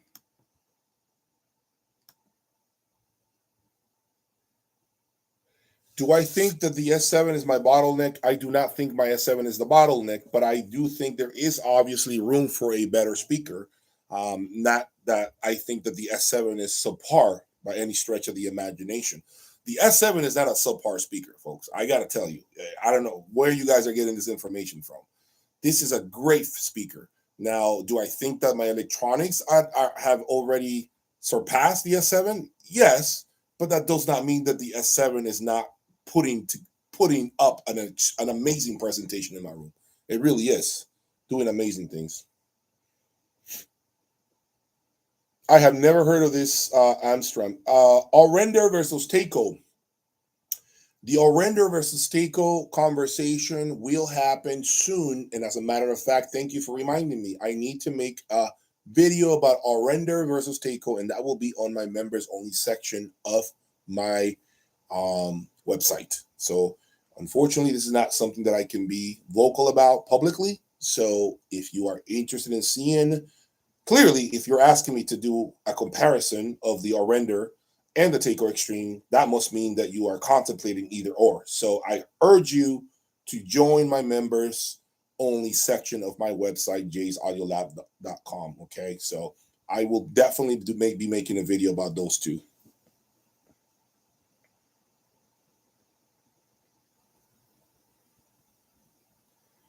How does the 2160 compare to the Mephisto? The 2160 to me is the easier amplifier to live with every day. The 2160 is the amplifier, as I mentioned earlier, by the way. When this live stream wraps up, make sure you scroll throughout the video. You'll find my opinion on the 2160. The Mephisto is more dynamic. The Mephisto is more immediate. The Mephisto has a more devastating presentation. But the Mephisto is not in the room to play games with you. The Mephisto is not in the room to come and shake your hand and pour you a drink and smile at you. The Mephisto it's really like Darth Vader. It's coming in your room and it's essentially Hellraiser. It does not play. It demands what it demands. And if you're not ready to play ball with it, the Mephisto is not going to be an amplifier that you're going to like. You got to do the work. You got to do your homework with the Mephisto. But it is a phenomenal amplifier.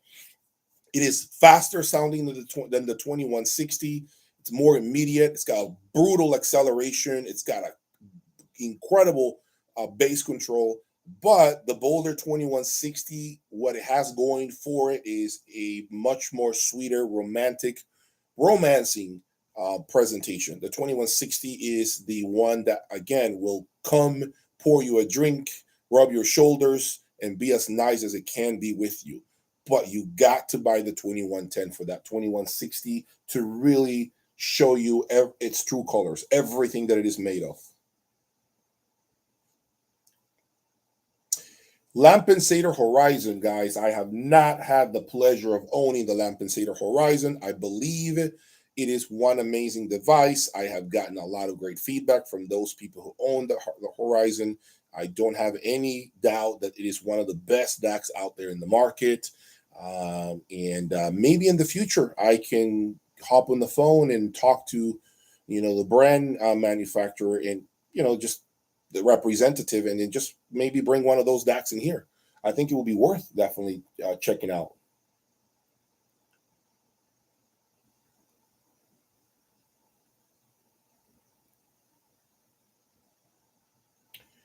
Do I feel transparent cables are the best for my current Magicals? Transparent cables, to be specific, the Opus line, which is what I have here, is indeed one of the best cables I have ever had, period. But as I mentioned earlier on this live stream, I am evaluating a different cable line that MSRPs, that nothing of this cable line MSRPs for more than $7,000 USD. And now this cable line is essentially bringing up a fight to the transparent Opus. It is really beginning to make a lot of noise in my room, and maybe it could be that one line that nobody saw coming, line of cables to be specific. So once I feel that this cable line is the cable line that I want to represent in the United States, I will be front and center to tell you that. For now, it is just talk. I am not behind any cable line. I am not representing any cable line as of today. Thanks. Appreciate you guys enjoying my videos. VAC Master Preamplifier is amazing. It's amazing. One of the best preamplifiers I've ever owned. Kubala cables. I've been wanting to try Kubala cables for a long time. Unfortunately, folks, I haven't been able to do. I haven't been able to make it happen. I've always gotten sidetracked, and and I did get. I just got done reviewing the audience cables, audience front row cables. If you are interested in knowing my thoughts on audience cables, I urge you to check out my members only section on my website. I just wrapped up a 3-part video series of my time with the audience front row cables. Okay, so if you are contemplating those cables, make sure you check out my website where I will give you my opinion on the cable, on this particular cable line. I have never tried clipped La Scala, never.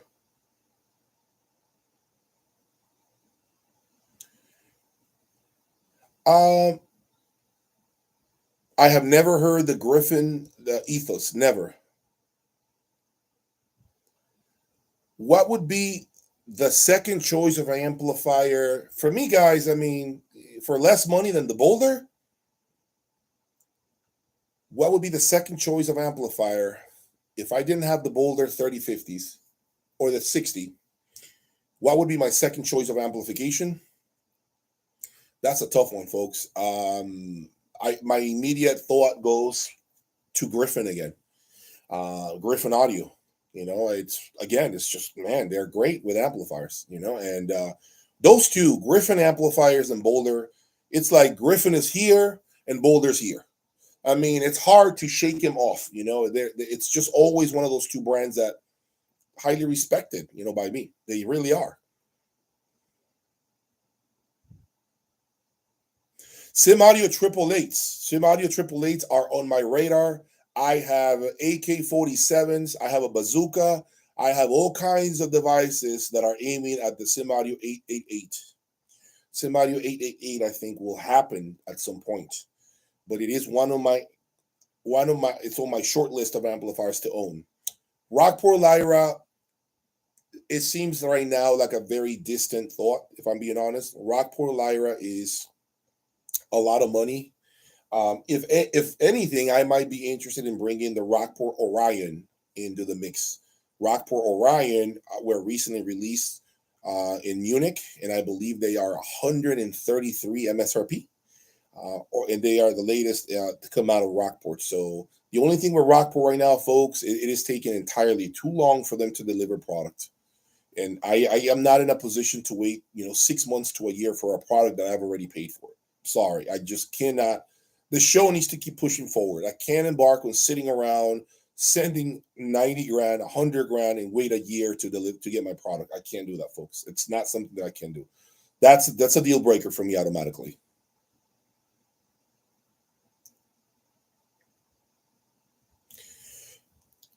D'Agostino Progression and Parasound JC1.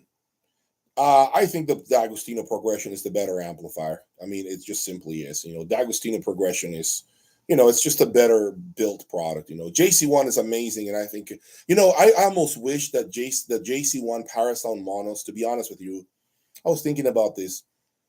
It almost makes me feel bad that the JC1 monos don't have enough financial investment behind them. I wish that another designer, somebody got a hold of those JC1s and just made them next level, because the JC1 is really a diamond in the rough. And it's really in the rough because it's a diamond, but it's in the rough. And I don't know, I wish they'd just polish it some more. And I think the JC1 could be that amplifier, that JC1 Parasound amplifier could be that amplifier that could surprise some people. I heard a lot of great things about the JC1. I prefer the JC1 over a lot of past level amplifiers, if I'm being honest.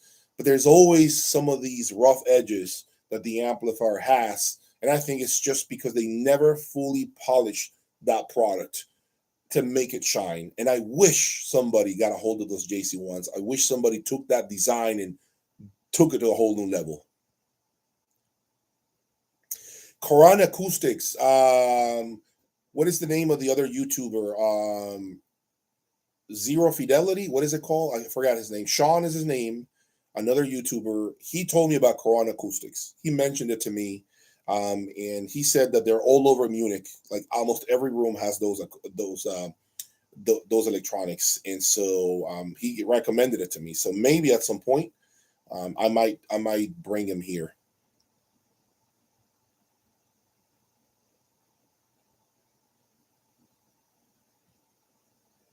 I have never tried Klipsch Cornwalls, unfortunately.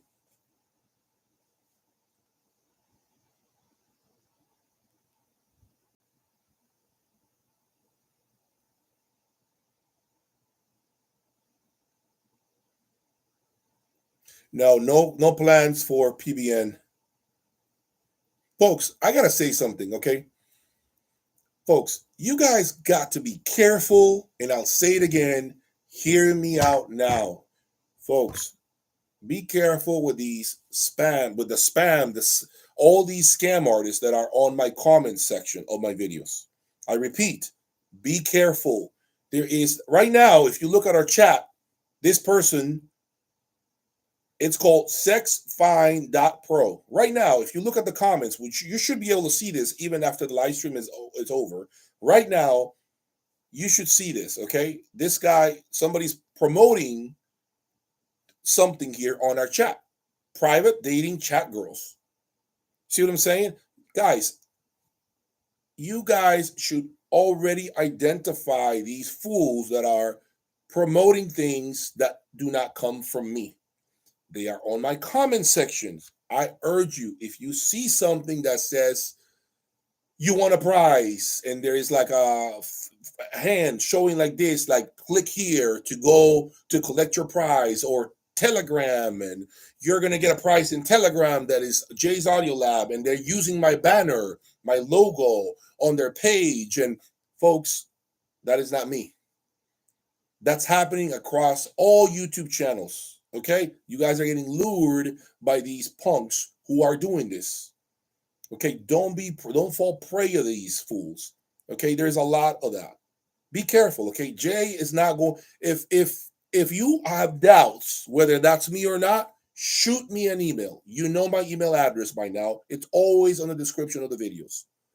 Don't get caught with these punks. They are just trying to take your money. Okay, that's not me. This is happening to a lot of YouTubers.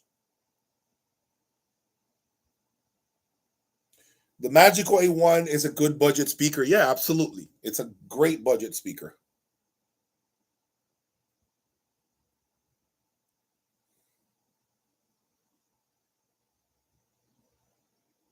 The profit on the dealer, the manufacturer is 75.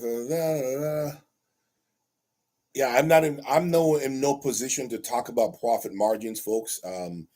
Publicly, okay. If you have interest in perhaps knowing a little more about profit margins and all of that, maybe that's something that I take privately, and we can discuss privately, on a private call. But I'm not in position here to be talking about any sort of like financial advice or anything like that, or costs associated with the production of audio components, right? If you're interested in knowing more about that, it's a different thing, and then we can talk about that privately, but I can't make comments publicly about that type of stuff, folks. A Render N20, amazing DAC, amazing. The N20 is one amazing music server. A Render N20 is amazing.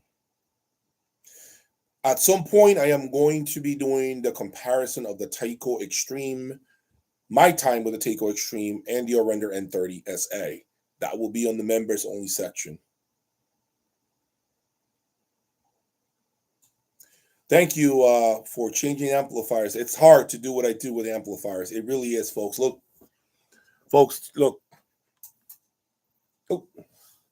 See? All this is sitting here right now, and I haven't been listening to music for 2 days now. So it's phenomenal. Like, these Boulders that you see here, they are the only black 3050s in the world. These are the only ones that Boulder ever made. They were never made again for anybody else. So they were special order years ago. And yeah, that finish was $10,000, this black color. To me, they look nicer than the silver color, the 3060 that you see there.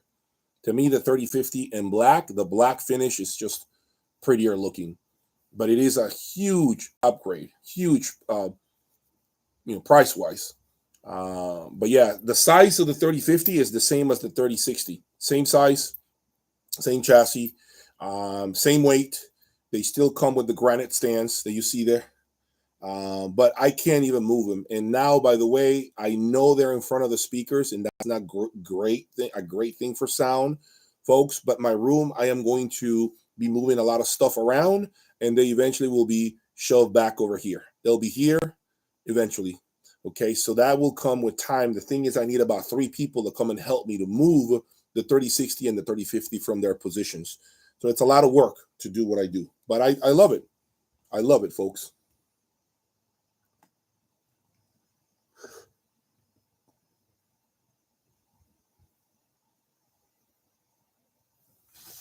Bryston amplifiers, to me, were great amplifiers in their time. Great warranty. Bryson amplifier to me is the beginning of the journey. I'm not going to say anything bad about Bryson amplifiers, but I can say that if you're getting started with audio, it's a great amplifier to own, to start you start with. I have no comments on YG speakers. Maybe someday I will be owning YG speakers. Focal Diablo is a good speaker. Absolutely good speaker for the money. That's a good speaker. I like it.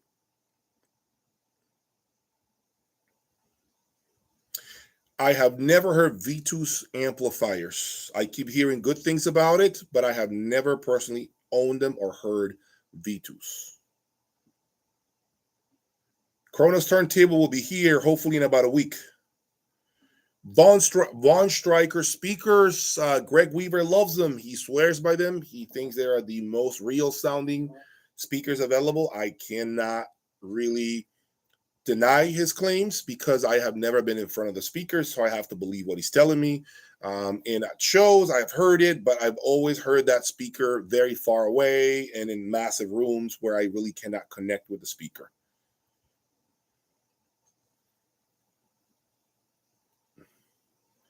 Dart Zeal. Dart Zeal to me is the Bigfoot of amplifiers. Dart Zeal is that amplifier that I keep hearing about and has never made its way into my room. I kind of wish I knew somebody with Dart Zeal amplifiers that so he can bring him into my room and we can compare them to the 3050. Best DAC under 30K with volume control. I will just say MSB, man. MSB. No, man, the 3050s are I gotta drag him on the floor with two other people. 3050s, I need to drag him on the floor to be able to move him around.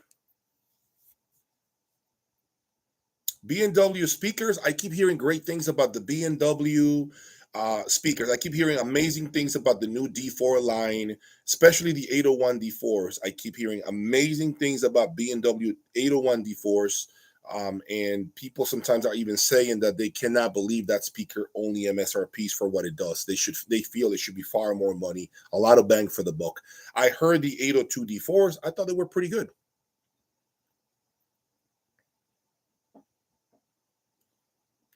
Mola DAC. That DAC might make an appearance on my channel next to a MSB Premiere and DCS Bar Talk, but it might be all on my page before it hits the YouTube channel, folks. As I mentioned to you, being part of the membership section of my website, you are going to have a first look at all the shootouts that I will be conducting. I will do my best to put it on the YouTube channel, but I will be very honest. When I do that DAC shootout, it'll be for that membership section first. They'll get to see that first. And then maybe a month and a half later, it'll be on my YouTube channel.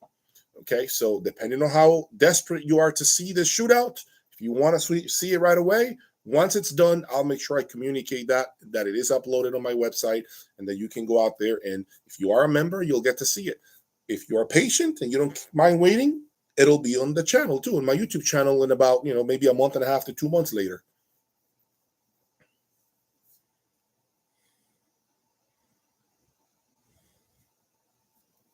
Never heard of an IMF transmission line speakers. Yeah, B&W speakers need a lot of amplification. Yeah. Yeah, that's fine. I mean, Playback Design, I know that's OCD Mikey's DAC, and he represents it. He swears by it. He loves it. And listen, I mean, I've always been very honest. I mean, we have different, OCD Mikey and I have different ways of doing things.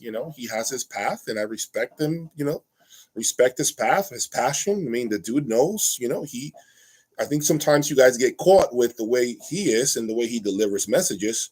But if you put that aside, I mean, he knows, man. I mean, he was here. I'm not going to tell you he doesn't know. He knows what he's talking about. And, in a lot of situations, it's just that I think the audio industry for him has,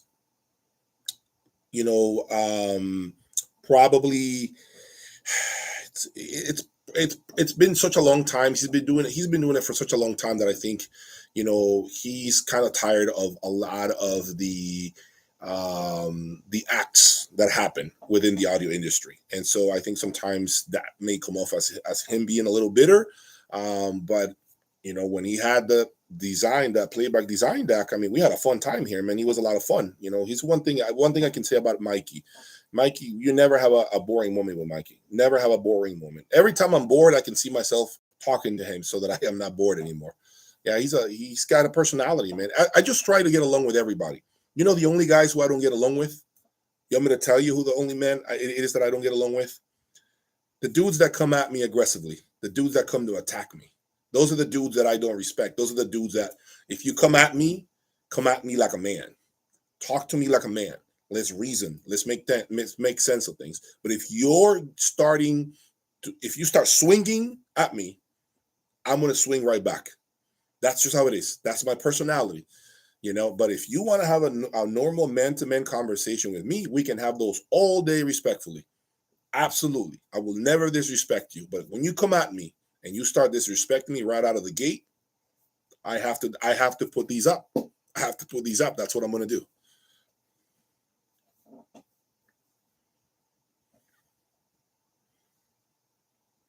Clase Delta amplifiers, folks, are supposed to be amazing. I almost bought a Clase Delta stereo amplifier, the new generation, and that sale fell through. I was pretty bummed out. I really wanted to try a Clase Delta against the other amplifiers that that I still have here in the room, by the way.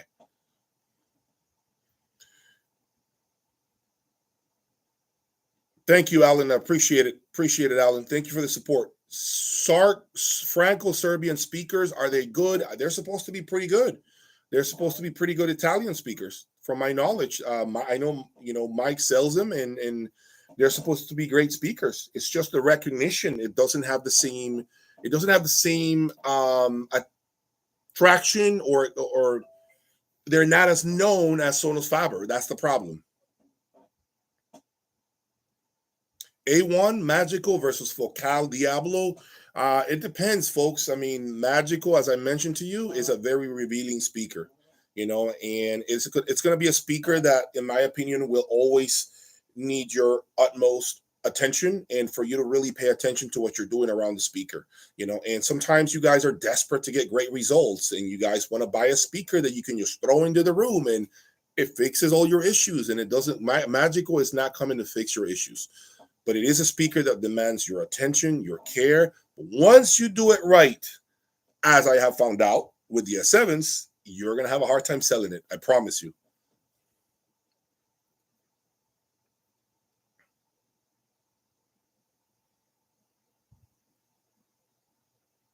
Good night, Javier. Boulder damage. Yeah, the Boulder amplifier didn't damage. It was more like, I think, there's been a lot of conversations like that on my website. Okay, you can go ahead and see me remove the Focal drivers. I also go on and remove a Magical S7 driver on my website. If you want to see what that looks like, feel free to check out my website, the member section on my website. But I can say that when that happened with my Focal speaker, it could have been, I don't know, maybe I overdrove it. I don't know what it is. Or maybe what's interesting is only one woofer had that issue. The rest of them didn't have a problem. So to me, it doesn't make sense that only one woofer went out and the other three were pretty healthy. But I still don't know as to why that happened with my Focal Maestro. Don't know. Yeah, I already talked about AudioNet, Mark, earlier on this video. My thoughts on AudioNet. So make sure you circle back to the video to see where I talk about AudioNet. And then for now, folks,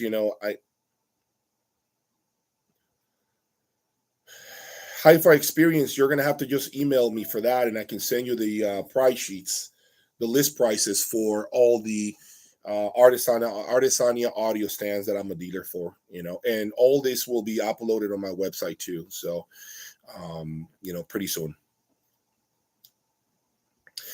Folks, question for you. Since you guys are joining me today, and I thank you for your time, what has been, if you can tell me on the screen right now, and this is feedback for me, by the way, where I need some of your input, what has been the most enjoyable type of video you have seen on my channel? Like when you think of my channel right now, right? Any video in general, what's the first video that pops into your head that you could honestly say, this video is exactly why I come to this channel, this video? If you can tell me on the screen right now, I like to collect some of that feedback because I'm thinking of ways of making my channel better and more interactive.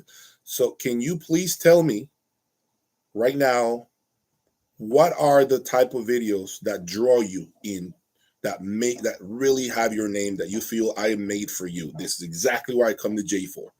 Tell me right now on the screen, what videos do you want to see? For instance, do you guys want me to talk about do shootouts, or do you want me to, when I come out and give you my raw opinion about something and I go off? Or do you want to see conversations about current state of the audio industry? Or there's so many videos that I've made that I can't even remember right now. But if you guys can tell me right now on the screen, what is it that you guys have in mind when you think about my channel? I would like to know from you guys. Okay. Tell me. Shootouts. Okay, shootouts. What else? Shootouts. Okay, you guys like shootouts. When you think about it, what else do you guys? Because I got to tell you something, folks. I'll be honest with you. When I look at my views on this channel, the videos that are the best performing videos are when I talk about brands that are very controversial. For instance, when I did that video about Macintosh and my opinion on the brand, that video has the most views right now on my channel. So it's telling me it's got quite a bit of traction. So I'm trying to understand from you guys is now, like, what is it that you want? You guys want me to talk about Macintosh? Do you guys want me to talk about, what's good, what's bad? It seems to be a topic, for instance, that you guys enjoy. Or do you guys want me to just say, you know what, now screw that, just continue to concentrate on the ultra high end?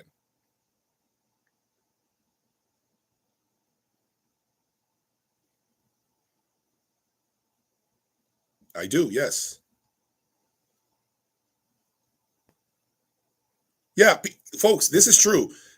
People love to talk about plane crashes, never plane landings. Remember that. So when I talk about plane crashes, you guys are like this immediately. You guys are like, oh, wow. Right away, you guys are like locked in, giving me likes. But if it's the same crap, it's okay. The video's just fine. It doesn't perform as good.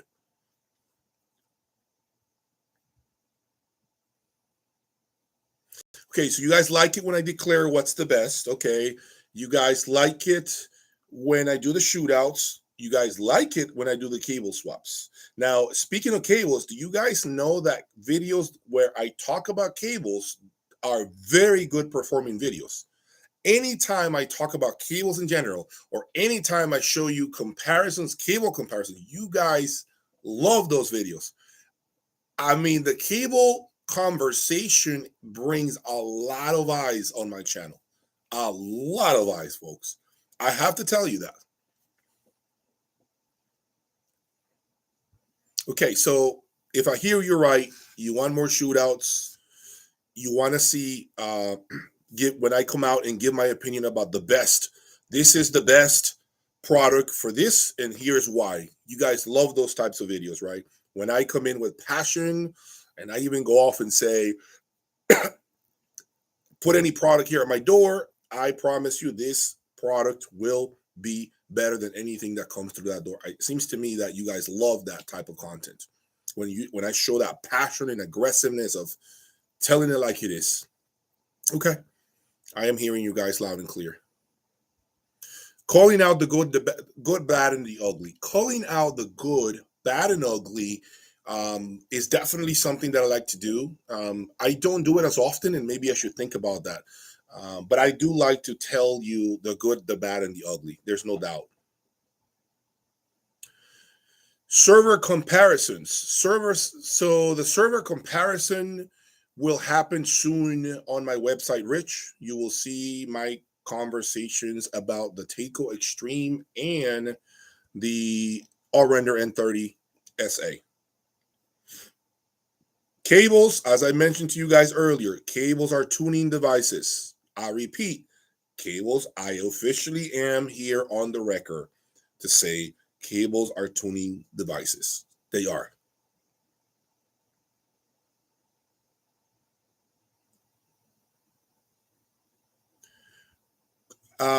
Kind of pumped up for the DAC. DAC shootout will happen, folks. All DACs, I believe, are under 20,000 MSRP, and they're very, very well-known brands. So if you want to see it right away, pretty soon, once I get them. I haven't started yet, but that DAC shootout will happen soon.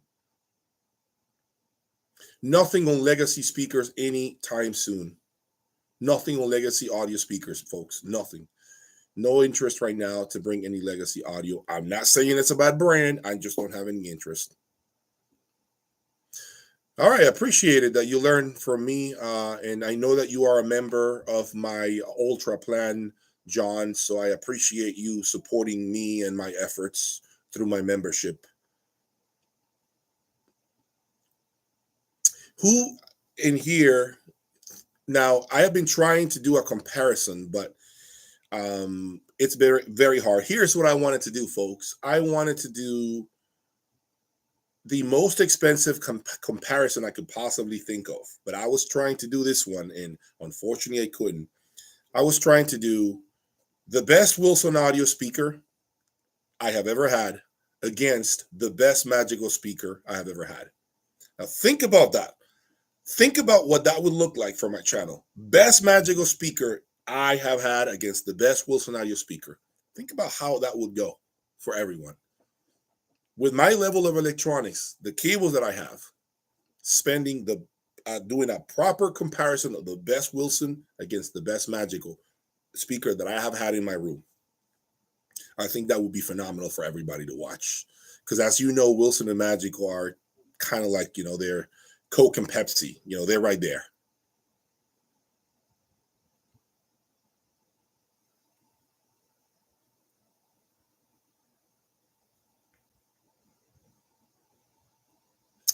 I do like debunking videos. It's fine. Let me tell you. Yeah, I mean, I want to do more raw opinions.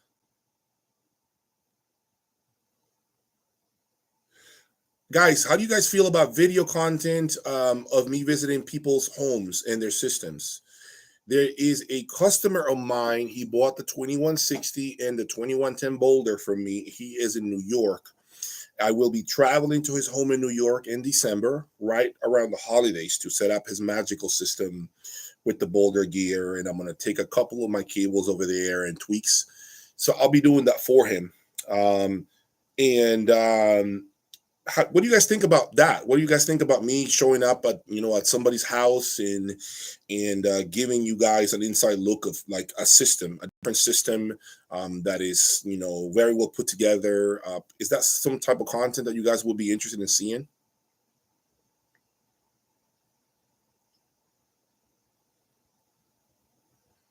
You guys want to see me at seeing like some of my followers like systems and showing you those, like me being in their room and talking about what I hear, don't hear, giving you guys. Now keep in mind though that a lot of people might take things personal. If I go into your house right now and you ask me to give you my opinion on your system and I need to record it, I don't know how many people would feel comfortable letting me do that. What if I said, your system doesn't have resolution, it lacks bass, it doesn't sound very good here, it doesn't sound very good there?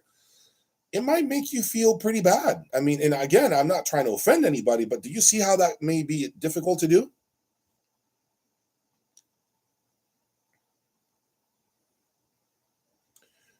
Do you see what I'm saying? Like if I came to somebody's home and they were nice enough to invite me and I did nice listening session there and took notes and then give an opinion from inside the room, it's hard. It's really tough to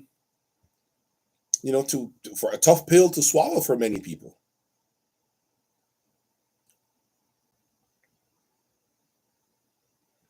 No more Takeo. I do not use Takeo anymore. I am using the R-Render N30. Yes, so it's more on there. Yeah, I'm using the R-Render N30 for my current system. That's what I want to go with. In case you're wondering, I may be creating a video about the Takeo and my time with the Takeo and how does it compare to the Render N30 on my members section of my website.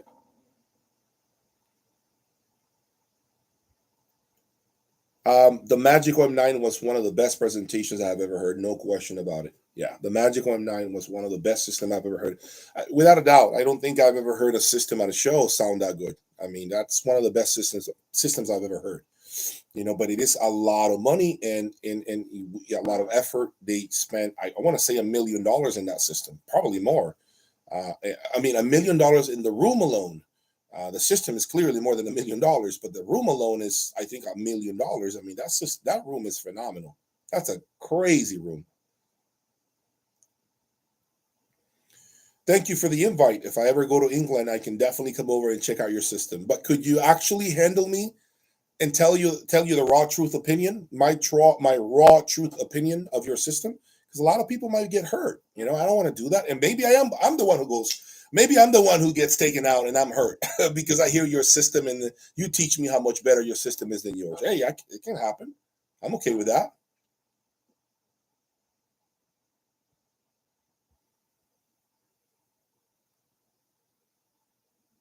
What is okay, so folks, I think that we will definitely consider more shootouts, uh raw opinions of components, and of course the reviews of electronics and what you guys think is, what I think of certain electronics and how good it is, how bad it is.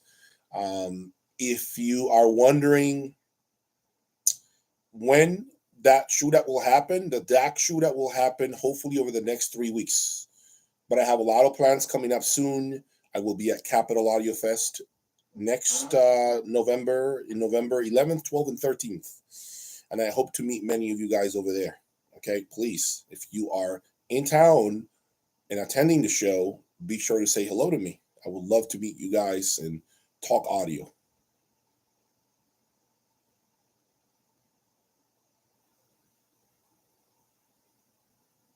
Yeah, I would love to give you guys my opinion on your systems. If you guys give me the chance and I have an invite to come over and listen to your systems, maybe next time I'm in town for something, I can come and listen to your system for a few hours and see what you put together. And by the way, in no shape or form am I trying to belittle or, you know, not appreciate your efforts of, that you have put together to build your system. I respect all your hard work, all your dedication, countless hours of work and evaluating your own systems to improve the performance of such. So I will never come from an abrasive angle because I don't have it in me. I don't have it in me to belittle anybody here, or because you have a system that is only $10,000. Man, if that's what you can afford, you might be happier with your system than I am with mine. Think about that for a minute. You might be happier with your $10,000 system right now than I am with mine.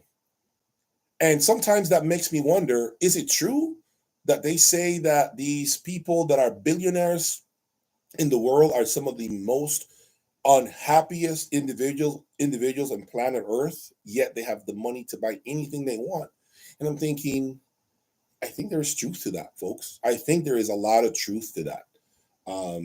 I remember enjoying my journey far more.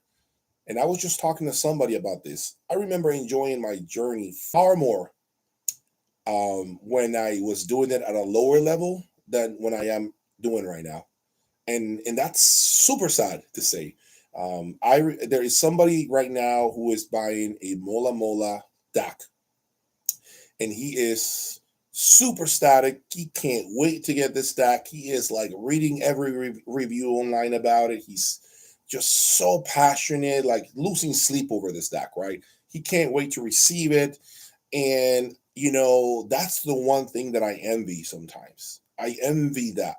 I envy that feeling of feeling like a kid and enjoying that next purchase, and being like almost having anxiety because I couldn't wait until UPS showed up or FedEx showed up, and I was tracking it to make sure it was going to be here the day it was supposed to be here. I was enjoying reading everything I could, and I would go to bed at 1 o'clock in the morning, reading every post on every forum and read every magazine I could. This is like way back when, like 10 years ago. I remember doing all these things, right? And I was so pumped to get this product. I was like, oh man, I can't wait to get this, folks. And now that feeling, it's just almost non-existent. I don't know what it is. I don't know if it's age. I'm no longer 30, and so I don't know if it's an age. Is it life in general that makes us not be as thrilled with the same things that as we once were in the past? I don't know. I mean, I'm content, but the level of excitement isn't the same as what it was 10 years ago. And I think it could be because also I am now not on the same side of this formula, meaning I am not sitting where you guys are, being just a recipient, the consumer. I am now on the other side, kind of like looking in and just wishing that I could still feel that way. And the truth is that, that a lot of times that ship, I think, has sailed for me. I think the only way I can go back to feeling that way about electronics, about another component, is if I completely abandoned what I do today and I became 100% one of you guys, because I'm still at least 50% one of you guys. But if I became 100% one of you, I think that's the only way that that feeling would return to me. And I would be so thrilled, like a little kid on Christmas Day, to open up a present and to enjoy whatever Santa brought for me, And I just feel like nowadays that isn't the case. Nowadays I pay for a product, I get a tracking number, and I know the day it arrives, and I prepare for the logistics, for the lifting, and then I plug it, sit down, listen to it, take notes, and it's much more like a business mind thing, and that's kind of what happened, by the way, to a lone wolf. A lone wolf actually mentioned something like that. He did say that he goes home now and he doesn't listen to music. He goes home to spend time with his kids or family or wife, but he doesn't have the same feeling now that he's on the other side. He's in the business now. He's a business mind now. He's doing it for the business. And I think that I am getting trapped in some of that as well, folks. And it's normal, I think. It's normal when you're trying to reach new heights. I think that, the passion for electronics and for certain components, although it's still close to me, it isn't what it once was. I think that comes with time. I think that comes with age. I think that comes with life in general. And sometimes I do miss that. Sometimes I do miss feeling excited about a small purchase for my system. Feeling excited about what you guys have right now. By the way, those systems. Those of you who have systems that are 20 grand, 30 grand. Mark my words, folks. Mark my words. And I'm looking at you dead in the camera. Don't be shocked if you guys right now who have those systems that are far less money than mine, that you guys are actually more satisfied and happier than I could be, that I am with mine. I would not doubt it one bit, because I do a lot of things here that have to do with work as well. I create a production for you guys. I hire a video editor. I have to align things. I have to make phone calls all day. I have to arrange how am I going to make my room work with this scenario, with these speakers, with this, with that, constantly. I got another product sitting outside my door. I got another one inside of a truck headed over here. I have to deal with a lot of things that you guys don't. You guys are only excited about your next product, and you're happy for some time until you replace it with something else. With me, that's constant, all day, every week, every month. It has to continue. And so that wears on you. That causes anxiety. Something that I want to disclose here and with you guys is the fact that I think I have gotten even more anxiety since I started the channel than before I created my channel. And I think the reason why that happened for me is because my mind has to keep going. My energy needs to keep going.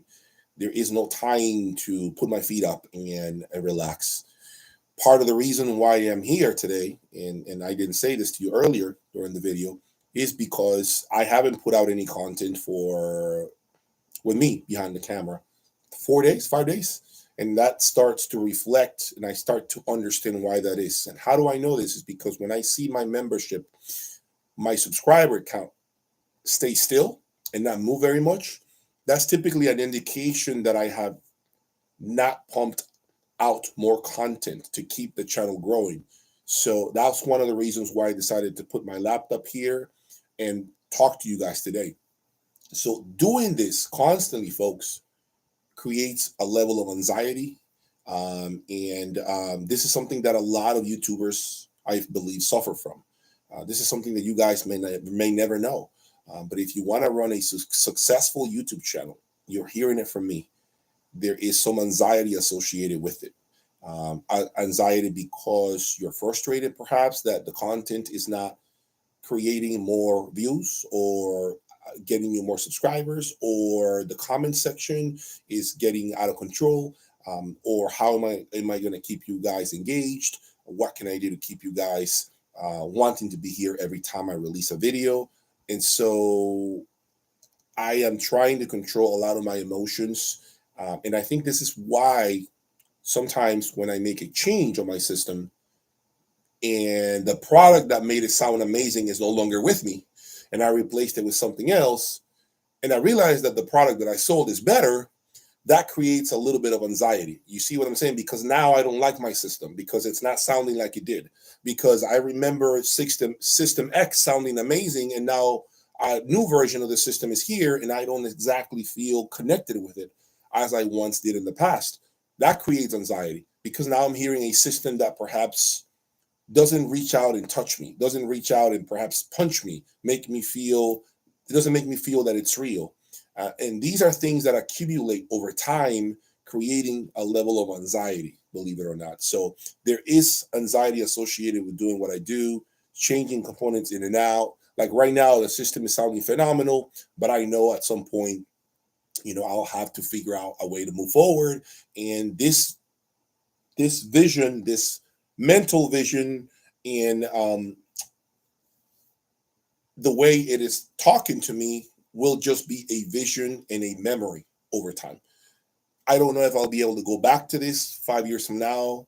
There might be something better. Who knows? But the truth is that understand one thing: creating a YouTube channel is one of the most difficult things you can ever embark on. I know some of you guys out there have tried to put out content, and you may have 100 subscribers, and you may have 10 videos, 15 videos, kind of playing around with the idea. Let me just tell you something, folks. To create a substantial subscriber base and make it worth your time takes a ton of work, effort, anxiety, at times health issues, and it's sometimes going to make you wonder if it's worth the effort. So this is why other streams of revenue are created. This is why YouTubers create other streams of revenue, because the truth is, folks, there is not a lot of money with this unless you have a ton of subscribers, unless you guys are subscribing, unless you guys are hitting the like button, unless you guys are at least doing those things. Folks, there's not really a ton of money here by creating so much content and shooting videos and editing videos. There isn't. Those that have 300,000 subscribers, I'm going to tell you something you may not know. They don't really make money on the views. The views are an okay payday. I'm not going to say it's not. It's an okay payday. But I'm going to tell you something that you may not know. I have a friend of mine who has 287,000 subscribers with his channel. And he is a full-time YouTuber. And I believe he's pulling in around $9,000 a month, more or less. Okay? $9,000. That's before taxes in the United States. In case you do not know, a third of that goes to the government. So that leaves him with about $6,000 after it's all said and done. Now that channel has been running for over a decade. And although $6,000 is not, gonna exactly make you a rich man, you're not doing that bad. But the truth is that the level of work that you have to do, sometimes you wonder, I have to do YouTube in your head 24/7 because you're thinking about content every day, right? So this is why these YouTubers begin to create other streams of revenue. This is why they begin to create a clothing line. This is why they begin to give you guys membership sections. This is why they begin to do, because folks, the truth is you can't do it all just with YouTube and views. It's not enough to justify the level of work that you have to embark on to entertain other people for free. Because the truth is you guys get it for free.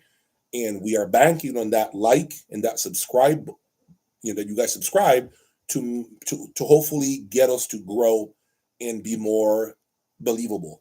I will say that at the end of the day, at the end of the journey, if you are doing this seriously as a YouTuber, you can't just do it based on one channel and one income. It is impossible, folks. You have to diversify.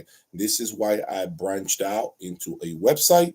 And by the way, one of the reasons why I didn't do the membership section within YouTube right now is because YouTube will take more money from me, plus the government will also take more money from me. So if I would have charged, let's say, $10 for a membership through YouTube, so that you can just hit that member button on YouTube and you can watch my videos on YouTube for membership videos on YouTube, what happens is out of the $10 mark, the $10 that you guys are giving me for that subscription, I end up with $3.33 when it's all said and done.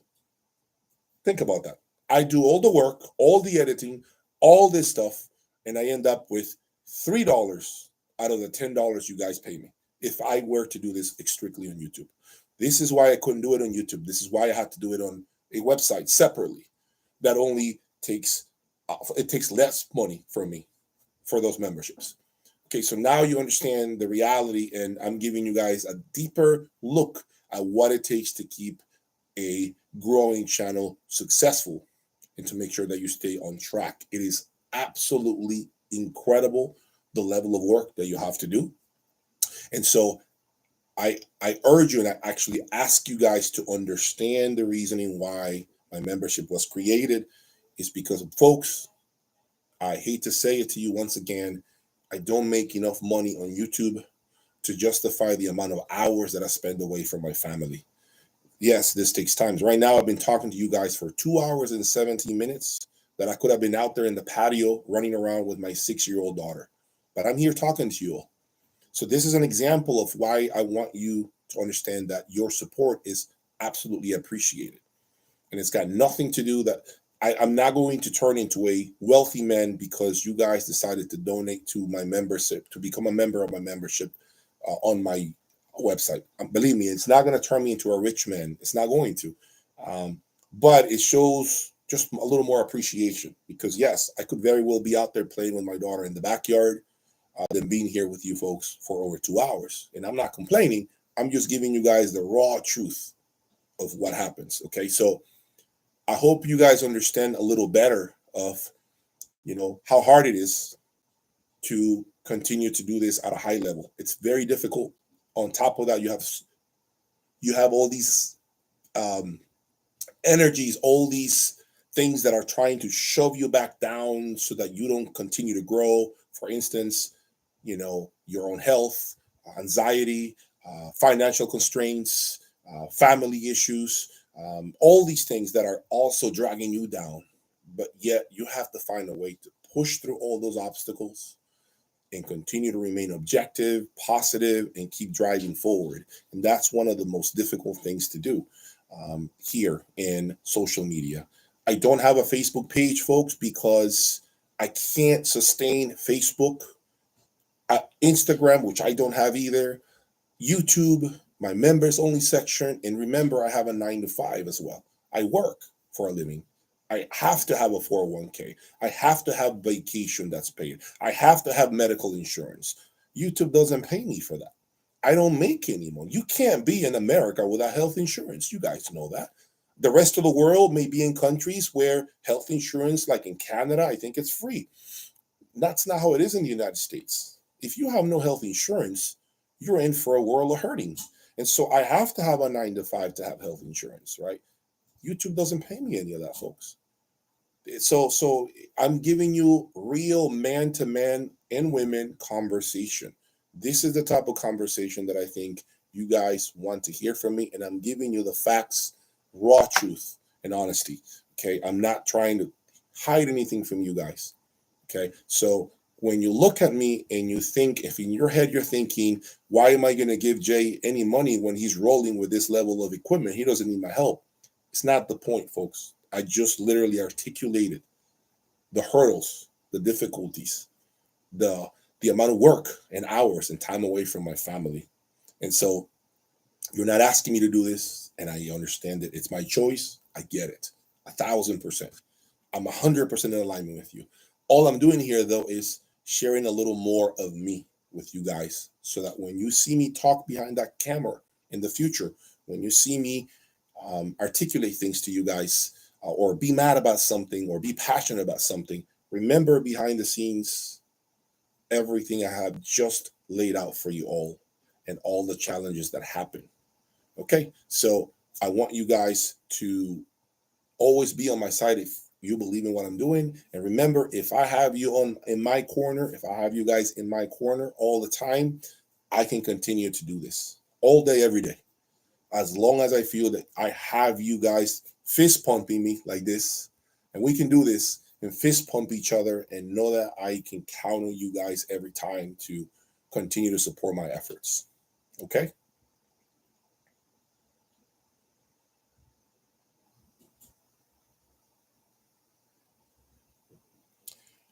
Well, I appreciate you guys. I appreciate you guys sitting here with me, and and that you guys hopefully got something out of this live stream. I hope that you understood a little more about me today and everything that it entails, everything that goes on behind the scenes to make this channel a reality. I plan to continue to do this. I am healthy, knock on wood, and I want to continue to be healthy, but it has to be a balance of work, exercising, eating correctly, and spending family time in order to continue to make this show a reality. Okay. So it looks like you guys liked my responses. And it looks like, based on the comment section right now, you guys are feeling me, and you guys are feeling everything I just said and articulated. You understand me. I was pretty much with my face front and center telling you, what happens here day in, day out in my home. And, and yeah, so I'm counting on you guys, okay, to continue to be here with me, and we continue to drive strong towards the end of the year, drive hard so that we are in position to have a beautiful Christmas time with those that we love, and also celebrate health, hopefully health, family, and the fact that we are still taking another breath every day. I'm a believer. I have a huge what do you call faith in me. A lot of times I think things happen for a reason. I think the world is, we're here for a purpose. I'm a believer in that. I don't believe any of you guys are here on earth for no reason. I think each and every one of you guys are here for a reason. You have a purpose. What that purpose is, that's what we all have to find out by living every single day.